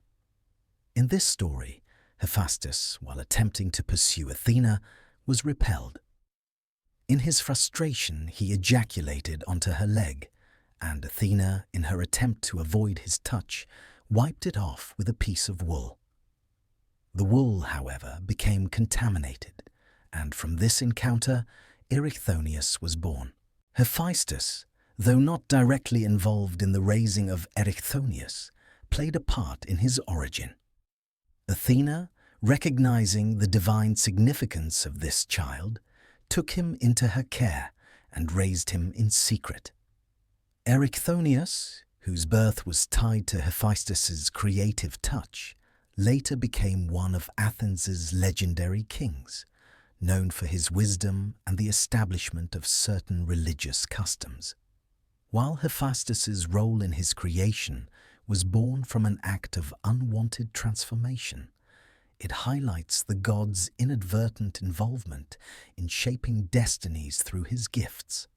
Even when Hephaestus's work did not go according to his own will, the outcomes often shape the future in profound and unexpected ways.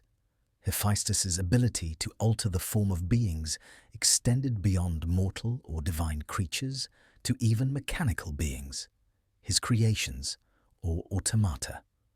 These beings, crafted from bronze and metal, were not just lifeless statues or objects, but were imbued with a form of movement and purpose.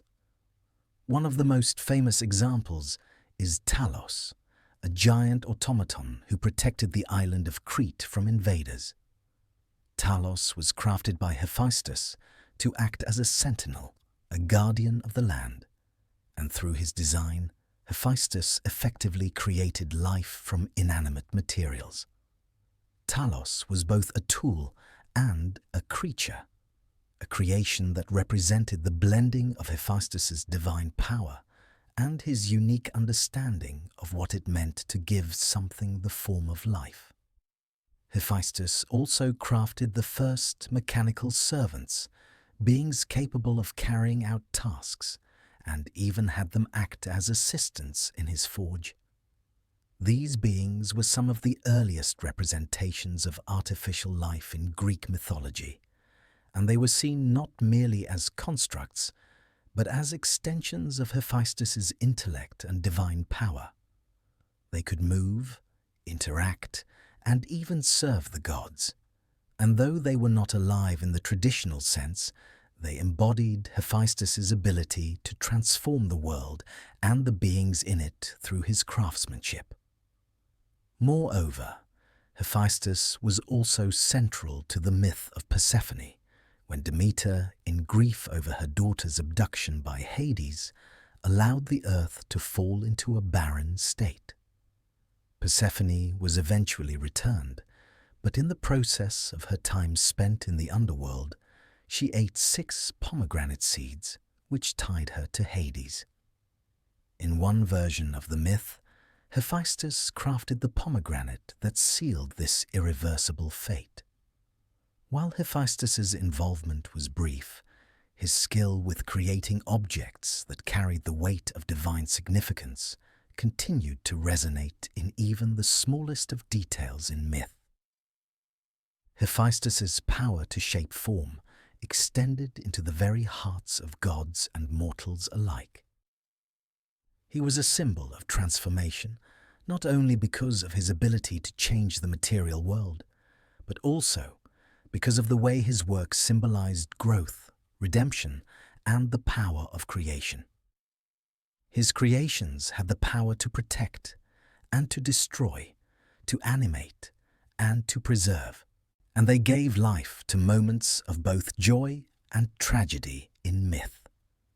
These tales of transformation demonstrate that Hephaestus, though often seen as a god of passive strength working in his forge, was, in fact, at the heart of profound changes that affected both divine and mortal realms.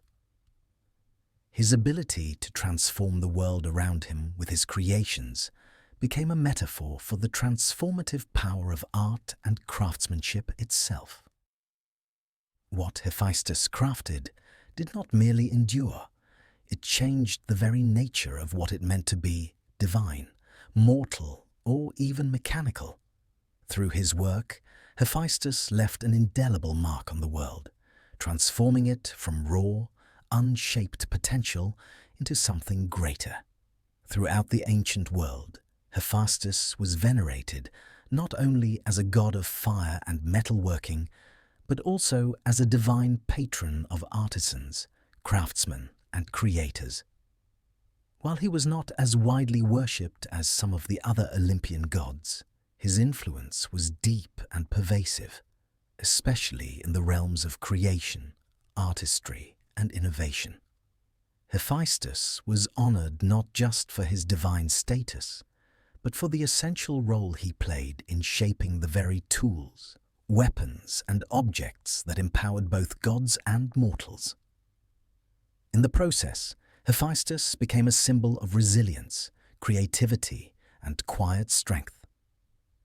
Hephaestus's worship centered around the art of creation itself, the ability to transform raw materials into objects of power and beauty.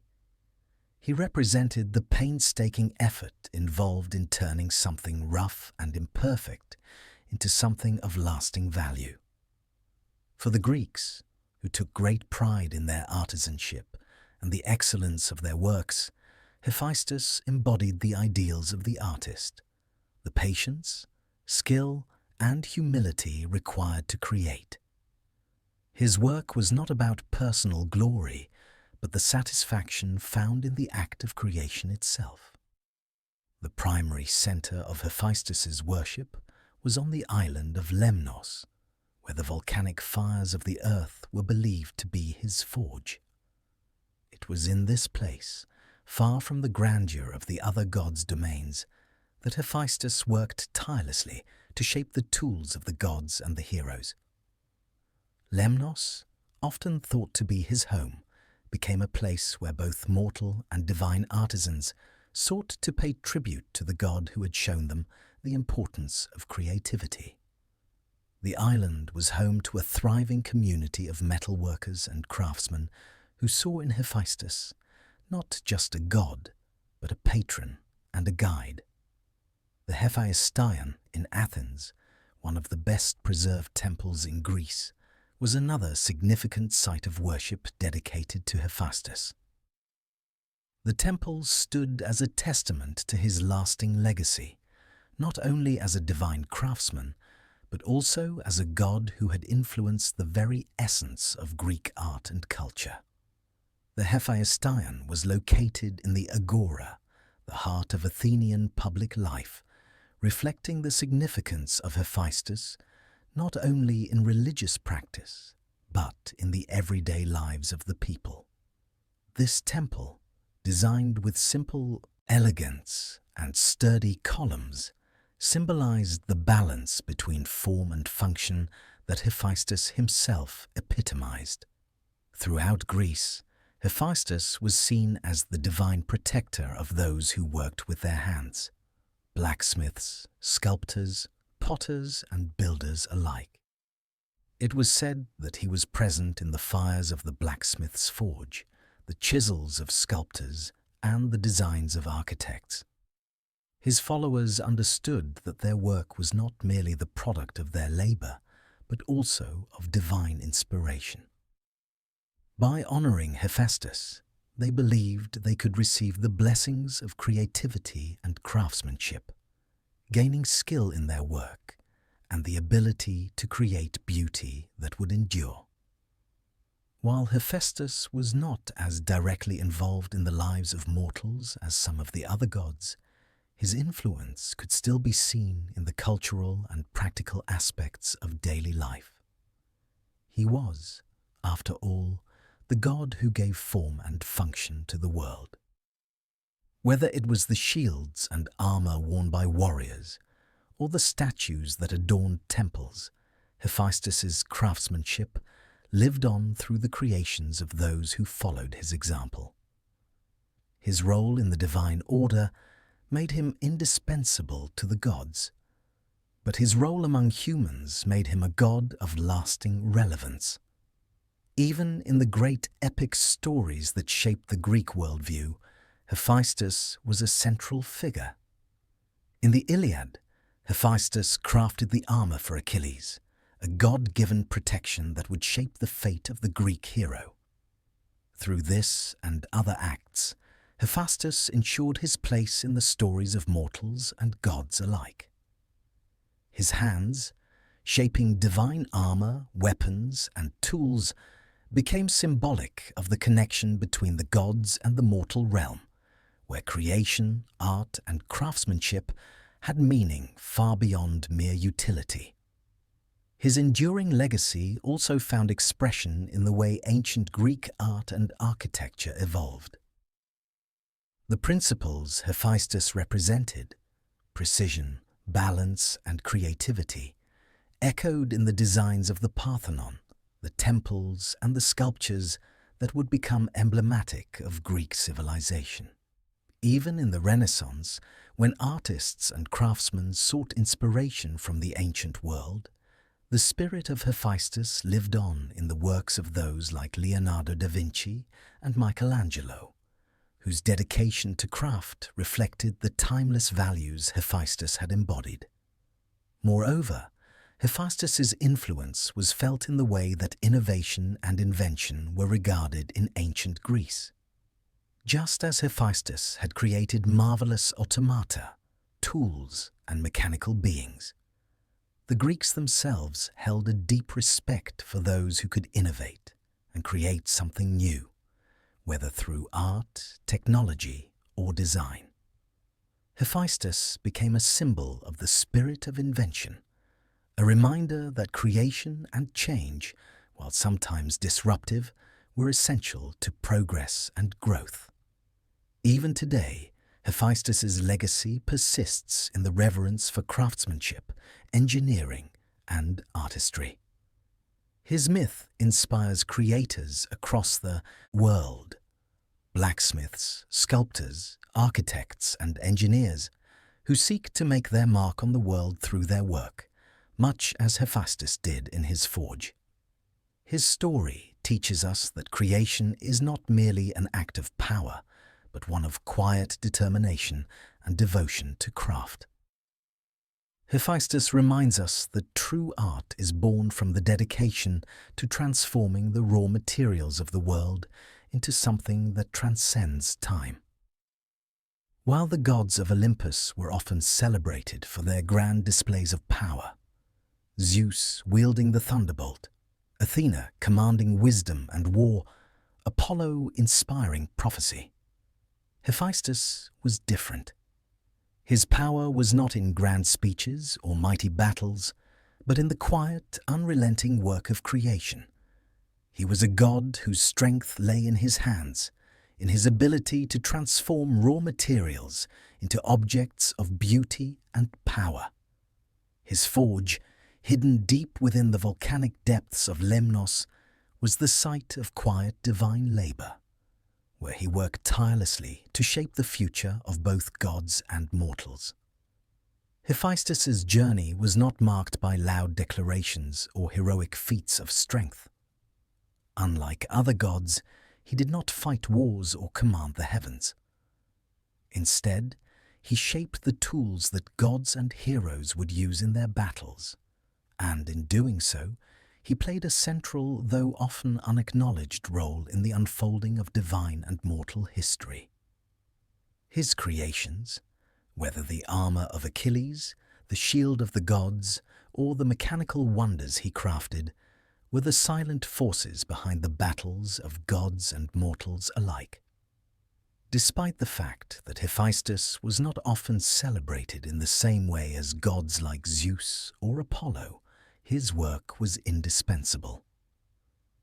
The gods of Olympus, despite their immense power, could not have carried out their divine duties without Hephaestus's craftsmanship. He forged the very weapons they used to wage wars, defend their realms, and protect their honor. It was Hephaestus who crafted the trident for Poseidon, the winged sandals for Hermes, and the thunderbolts for Zeus. Without these tools, the gods would have been far less powerful, and their ability to shape the world around them would have been limited. What made Hephaestus unique was that he did not seek recognition for his contributions. His work spoke for itself. He was not a god of outward grandeur or dominance. His work was a form of quiet power, power that shaped the world, but did not seek the spotlight. Unlike Zeus, whose thunderbolts could cause storms, or Athena, whose wisdom could sway the hearts of kings, Hephaestus's power lay in his ability to create the tools that enabled the gods to act. He was the quiet god of the forge, and through his craft he became the architect of divine action. This quiet power made Hephaestus both a figure of humility and resilience. Throughout his myth, Hephaestus was often overlooked or mistreated. He was cast aside by his mother, Hera, when he was born imperfect. He was rejected by Aphrodite, his wife, who found her affections elsewhere. Yet Hephaestus never sought to retaliate in anger or pride. Instead, he retreated into his forge, where he channeled his pain and isolation into his work. In this way, Hephaestus's strength came not from his ability to command others, but from his ability to turn adversity into creation. Hephaestus also embodied the divine role of transformation. His creations, though crafted from raw materials, metal, fire, and stone, were imbued with divine energy. They were not just tools, they were expressions of divine will, capable of shaping the fates of gods and mortals. Hephaestus's work was transformative, not just in the physical sense, but in the spiritual sense as well. Through his craftsmanship, he could elevate an object from mundane to divine, imbuing it with the power to protect, to destroy, or to change the course of destiny. Despite his quiet nature, Hephaestus's influence on the world of the gods and mortals was far-reaching. His creations were integral to the success of the gods in their struggles against one another and the forces of fate. Without Hephaestus, the gods would have been unable to wield their divine powers in the same way. His role in the Trojan War, crafting the mighty shield of Achilles and other weapons of great power, was a clear demonstration of his impact. Though Hephaestus did not engage in battle himself, his work determined the outcome of wars that shaped the world. The very nature of Hephaestus's power, the ability to create, to transform, and to shape, was a reflection of the divine forces at work in the world. Just as the gods shaped the world around them, Hephaestus shaped the tools that allowed them to do so. His power was not seen in dramatic displays of violence or wisdom, but in the steady, purposeful act of creation. Hephaestus was a god who understood that true power did not come from dominating others, but from the ability to shape the world in a way that could change its course. In many ways, Hephaestus's story is one of redemption and resilience. From his rejection by Hera to his isolation in his forge, Hephaestus faced hardship after hardship, yet he never gave in to bitterness or despair. He turned his pain into creation, and in doing so, he forged a legacy that would live on through the ages. His quiet, unyielding commitment to his craft became a model of strength in the face of adversity. Today, Hephaestus's legacy continues to inspire those who work with their hands, artists, craftsmen, and creators of all kinds. His story is a reminder that creation is not always about seeking recognition or fame, but about the satisfaction found in the act of making something meaningful. Hephaestus, though often overlooked in the myths, remains a symbol of the enduring power of creation and the quiet strength that can come from transformation. Hephaestus's legacy, though often quieter than the thunderous actions of gods like Zeus or Ares, continues to resonate through the ages as a symbol of creation, resilience, and transformation. His power was not defined by grand battles or divine command, but by his ability to shape the world with his hands. From his lonely forge beneath the earth, Hephaestus changed the very fabric of both the divine and mortal realms through his craftsmanship. The gods may have wielded the tools, but it was Hephaestus who forged them. His story, one of rejection, transformation, and quiet strength, reminds us that greatness does not always come through grand gestures. Hephaestus's journey from being cast out by his mother Hera to becoming one of the most indispensable gods of Olympus speaks to the power of perseverance. He did not seek approval or accolades. Instead, he channeled his pain and isolation into his craft. Through his work, Hephaestus was able to shape the very world around him and leave an indelible mark on the gods, heroes, and mortals alike. The gods, in their need for weapons, armor, and tools, came to rely on Hephaestus's skill. His creations were not just objects. They were imbued with divine power, carrying with them the essence of the gods who wielded them. The shield of Achilles, the armor for gods like Athena and Ares, and even the mechanical wonders like Talos, all bore Hephaestus's touch. Each creation he crafted played a pivotal role in shaping the fate of both divine and mortal beings, and his work was at the heart of many of the greatest myths in Greek history. Yet, for all of his divine importance, Hephaestus remained humble. Unlike many other gods who reveled in their power and status, Hephaestus did not seek fame or glory. He worked quietly in his forge, focused on the act of creation itself. His power was not in dominating others, but in transforming the world through his skill. He embodied the idea that creation is a noble act, one that requires patience, dedication, and a willingness to transform something raw and imperfect into something meaningful. In many ways, Hephaestus's myth mirrors the struggles faced by creators throughout history, whether artists, artisans, or inventors. Like Hephaestus, they often work in solitude, turning their ideas into reality, often without recognition or reward.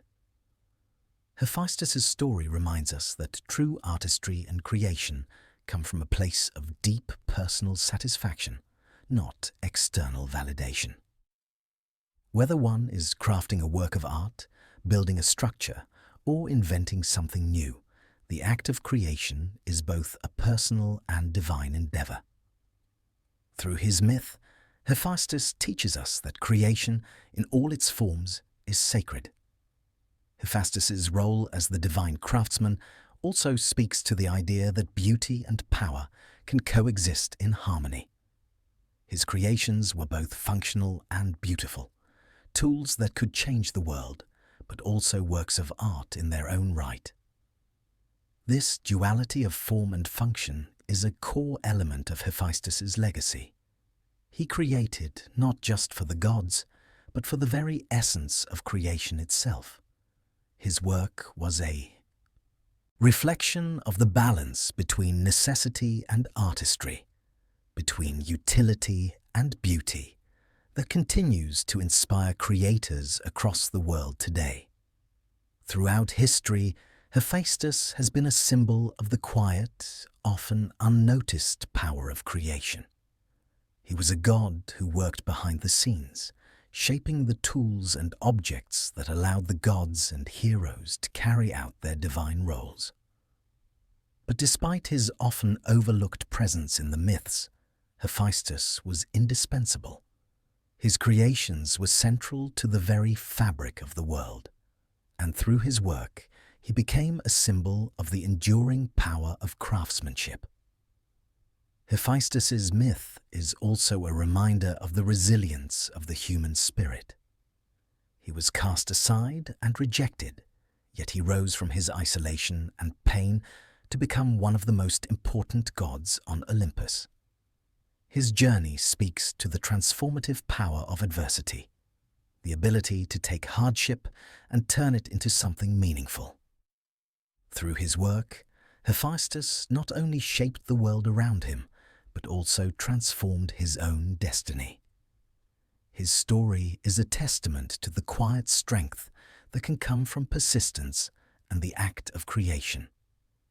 The gods of Olympus, for all their power, relied on Hephaestus to provide them with the means to carry out their divine tasks. In the same way, we as mortals rely on the creators among us, artists, builders, inventors, and craftsmen, to shape the world around us. Hephaestus's legacy is one that transcends the myths of the gods. It is a legacy of creation, of quiet strength, and of the enduring power of transformation. As the god of fire, metalworking, and creation, Hephaestus reminds us that beauty is born from struggle, that the act of creation itself is divine, and that even in solitude one can shape the world. His work is eternal, his legacy enduring, and his story continues to inspire those who seek to create, whether through art, invention, or the simple act of transformation. Hephaestus's legacy, though often overlooked in the grand narratives of the gods, is a lasting testament to the profound influence of creation, resilience, and quiet mastery. He is a figure whose impact extends far beyond the mythological tales in which he appears. His work continues to inspire artists, inventors, and creators across time, making him a god whose presence is felt in the very act of creation itself. Hephaestus's story is one of transformation. It is not just about the things he created, but about the process of creation itself, the shaping of raw materials, the careful crafting of objects that hold both beauty and function. His forge was where the mundane met the divine, where everyday materials like metal and stone were transformed into powerful objects of divine significance. Just as Hephaestus shaped raw materials into tools and weapons, he shaped the world itself through the quiet, unceasing labor of creation. The gods, even in their great power, were incomplete without Hephaestus. His role in the divine hierarchy was not to command, not to fight in the battles of Olympus, but to provide the tools that made those battles possible. His creations were the lifeblood of the gods' influence over the world. Without the shield of Achilles, the thunderbolts of Zeus, or the trident of Poseidon, the gods would have lacked the means to assert their power. Hephaestus's creations were not just objects. They were the extension of divine will, and they enabled the gods to perform the tasks assigned to them, from the defense of Olympus to the shaping of fate itself. For mortals, too, Hephaestus's legacy is felt through the tools they use in everyday life. The ancient Greeks, whose society was built on craftsmanship, saw Hephaestus as a divine patron of artisans. Blacksmiths, sculptors, and builders looked to him as a symbol of skill, patience, and the quiet dedication that is required to shape the world through craft. Hephaestus's influence was not confined to the temples of gods or the myths of heroes. His spirit, in the form of creation, lived on in the work of every craftsman who took raw materials and made them into something meaningful. In many ways, Hephaestus embodied the human pursuit of excellence through effort. His story, from rejection to redemption, is a reflection of the universal experience of labor, persistence, and the quiet victories that come through working with one's hands. Hephaestus did not achieve greatness through ambition, nor did he seek fame. He simply created. Through this dedication to his craft, Hephaestus became a symbol of the power of steady work, of the belief that one's efforts, though unseen by many, can transform the world. The creative process, whether in art, invention, or even the construction of everyday tools, is inherently transformative. The ability to turn raw materials into something useful or beautiful is a divine gift, one that Hephaestus exemplified in every act of creation.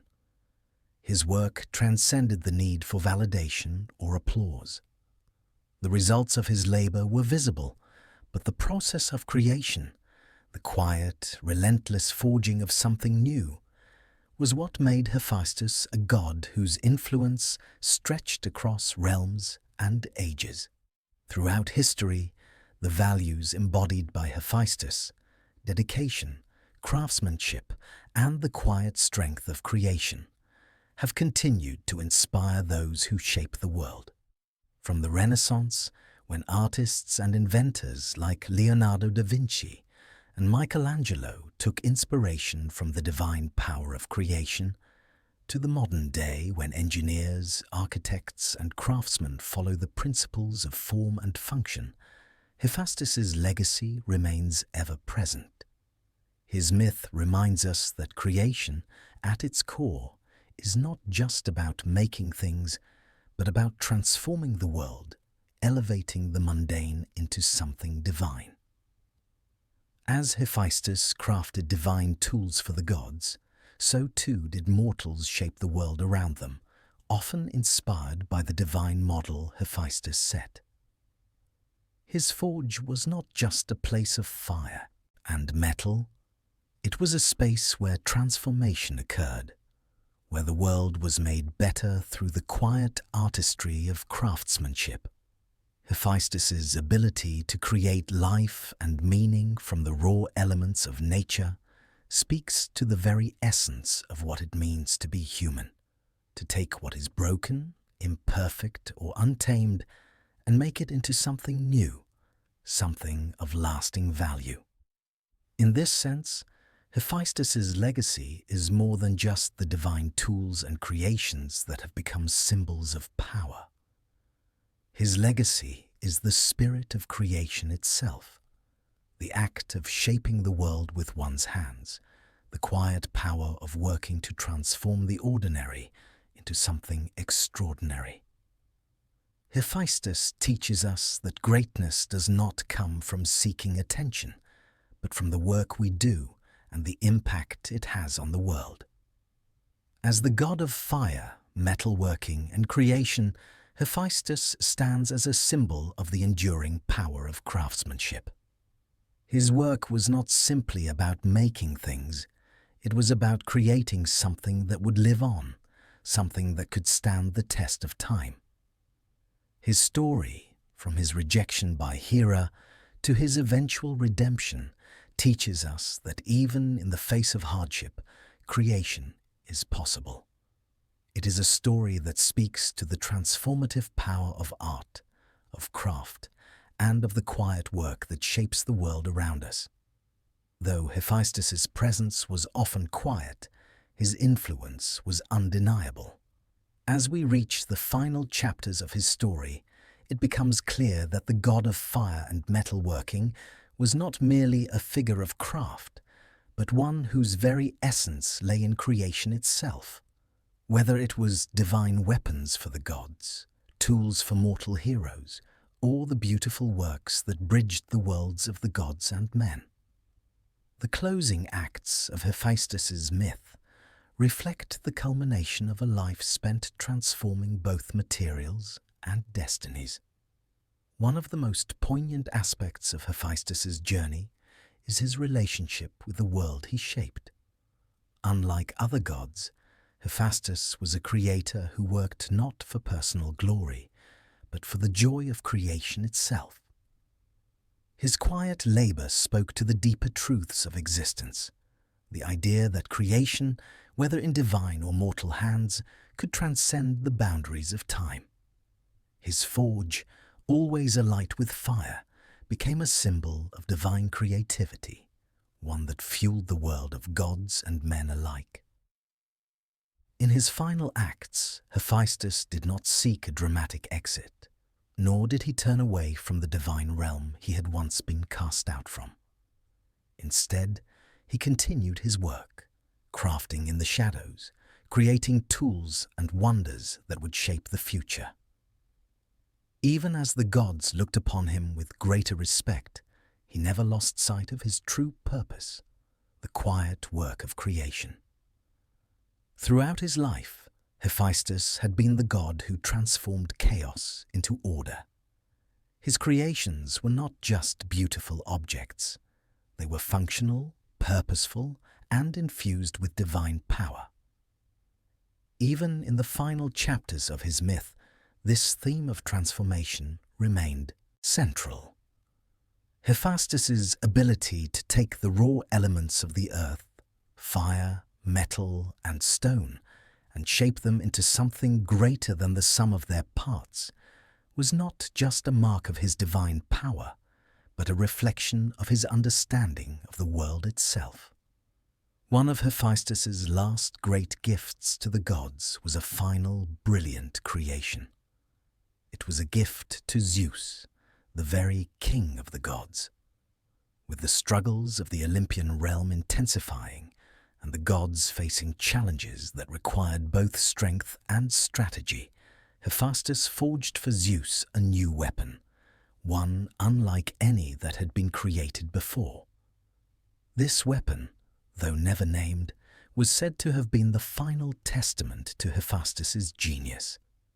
It was a creation that blended the powerful force of Zeus's thunderbolts with the precision and artistry that only Hephaestus could provide. As the gods gathered, their roles defined, they could see the deep respect and admiration that Hephaestus had earned from them all. They recognized, perhaps for the first time, that their power was as much a product of Hephaestus's work as it was their own divine nature. Without Hephaestus's creations, without the armor, the tools, and the objects that had enabled the gods to manifest their will in the world, there would be no Olympus. Hephaestus's quiet labor, his dedication to his craft, was what kept the balance of the world intact. Yet, despite this recognition, Hephaestus did not seek acknowledgement or praise. He did not wish for the gods to see him as the creator of their power, nor did he long for any form of divine accolades. His peace was found in the work itself. His joy was in the process of creation. His creations had a profound impact on the course of the world, but the impact he desired was not personal glory, but the lasting beauty and purpose of the work itself. As Hephaestus grew older, the forge continued to burn, its fires representing both the eternal and the fleeting. Hephaestus, unlike the gods whose powers were immortal and unchanging, understood the value of time, of crafting with precision and care, because he knew that nothing lasts forever. But even as his hands grew tired and his work became more deliberate, the creations Hephaestus left behind would endure, becoming symbols of his divine artistry, not just as tools of battle, but as works of lasting beauty and importance. The final act of creation Hephaestus performed was not for personal gain. It was for the benefit of the gods and the mortal world they shaped. He crafted something that would aid them in the struggles to come, an object that carried his essence and would shape the future of Olympus. This final work was Hephaestus's greatest gift to the world, the gift of creation itself, a power that could transform the world in ways even the gods could not predict. And in that final act, Hephaestus left behind a legacy that would never fade. Hephaestus, the divine craftsman, stands as a symbol of resilience, creativity, and transformation. His journey was not defined by the grandiosity of gods like Zeus or Apollo, nor by the tumultuous battles of Ares or Athena. Instead, Hephaestus's story unfolds quietly in the depths of his forge, where raw elements of fire, metal, and stone were transformed into creations of divine importance. His life, though marked by rejection and hardship, was one of profound impact. Cast aside by his mother Hera at birth, Hephaestus learned early that his strength lay not in his appearance or in the approval of others, but in his ability to create. It was in his forge that Hephaestus found his true calling, turning the raw materials of the earth into tools, armor, and wonders that would shape the fates of gods and mortals alike. From the great shield of Achilles to the mechanical automata like Talos, Hephaestus's creations transcended the realm of mere craft. They became symbols of divine will, power, and purpose. Though Hephaestus was often overlooked in the mythological tales, his influence cannot be understated. His creations were essential to the success of the gods. Zeus's thunderbolt, Poseidon's trident, and the armor of heroes, all were forged in the heat of Hephaestus's forge. The god's power was made manifest through Hephaestus's artistry, and it was in his work that the gods found the tools they needed to carry out their divine duties. Hephaestus's story is one of quiet power, power not shown in great feats of strength or in dramatic displays of divine wrath, but in the patient, unwavering dedication to his craft. His work was not for the sake of fame or personal gain. It was an offering to the gods and to the world. Hephaestus's creations were his legacy, and they spoke louder than any grand speech or heroic battle ever could. His myth teaches us that greatness does not always come in loud displays of power, but in the steady, consistent act of creation. Hephaestus was not a god of words or grand gestures. He was a god of work. He did not need the approval of the gods or the admiration of mortals. His satisfaction came not from recognition, but from the act of crafting something meaningful. His story reminds us that the value of creation is not measured by the accolades it receives, but by the impact it has on the world. Hephaestus's enduring legacy lies not just in the objects he created, but in the spirit of craftsmanship that he embodied. His story is one of transformation, not just of materials, but of the world itself. He took something raw and imperfect and transformed it into something divine. This ability to shape the world through creativity, resilience, and artistry is what makes Hephaestus one of the most important figures in Greek mythology. Even in his final moments, when Hephaestus crafted the final weapon for Zeus, his role was not one of confrontation, but of quiet contribution. Hephaestus did not seek to overshadow the gods. He worked to provide them with the tools they needed. In doing so, he fulfilled his divine purpose and left behind a legacy that would endure far beyond his time. Through his work, Hephaestus taught us that creation is not just a physical act, but a spiritual one. The ability to take raw, unformed elements and mold them into something greater speaks to the heart of human and divine experience. Whether in the creation of a weapon, a piece of art, or a building, Hephaestus's influence is still felt today. His story is a reminder that even in the face of rejection, adversity, and hardship, creation has the power to transcend and transform. Hephaestus's myth may not have been filled with dramatic battles or grand speeches, but it was filled with meaning. His quiet strength, his dedication to his craft, and his ability to shape the world around him made him one of the most revered figures in Greek mythology. He was not a god of war or wisdom, but of transformation. And it is through transformation, through creation, that Hephaestus left a lasting mark on both the divine and mortal worlds. And so, we come to the end of Hephaestus's journey, a tale not of grand battles or loud triumphs, but of quiet strength and the transformative power of creation. Hephaestus, the god who worked tirelessly in his forge, shaping the world with his hands, left behind a legacy that endures through time. His story reminds us that greatness is not always seen in dramatic feats, but in the steady, unrelenting dedication to one's craft. Through his skill, Hephaestus shaped more than just tools and weapons. He crafted life, purpose, and meaning, elevating the mundane to the divine. Whether forging divine armor or creating lifelike automata, his work had a lasting impact on both gods and mortals alike, proving that even in the humblest of tasks, there is divine power to be found. Hephaestus's story is one of resilience. Cast aside, betrayed, and often overlooked, he found solace in his work, transforming his pain into creation. He reminds us that even in isolation, we can find purpose, and that true satisfaction comes not from the recognition of others, but from the quiet joy of creating something meaningful.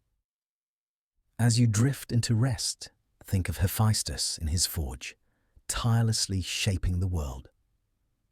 May his legacy inspire you to find beauty in the work you do, to embrace creation in all its forms, and to understand that your own hands, like his, have the power to transform. In every piece of art, every creation, there is the divine touch of transformation, just as Hephaestus demonstrated through his life and work. Good night, and may the quiet strength of Hephaestus guide your dreams, reminding you that creation is its own reward.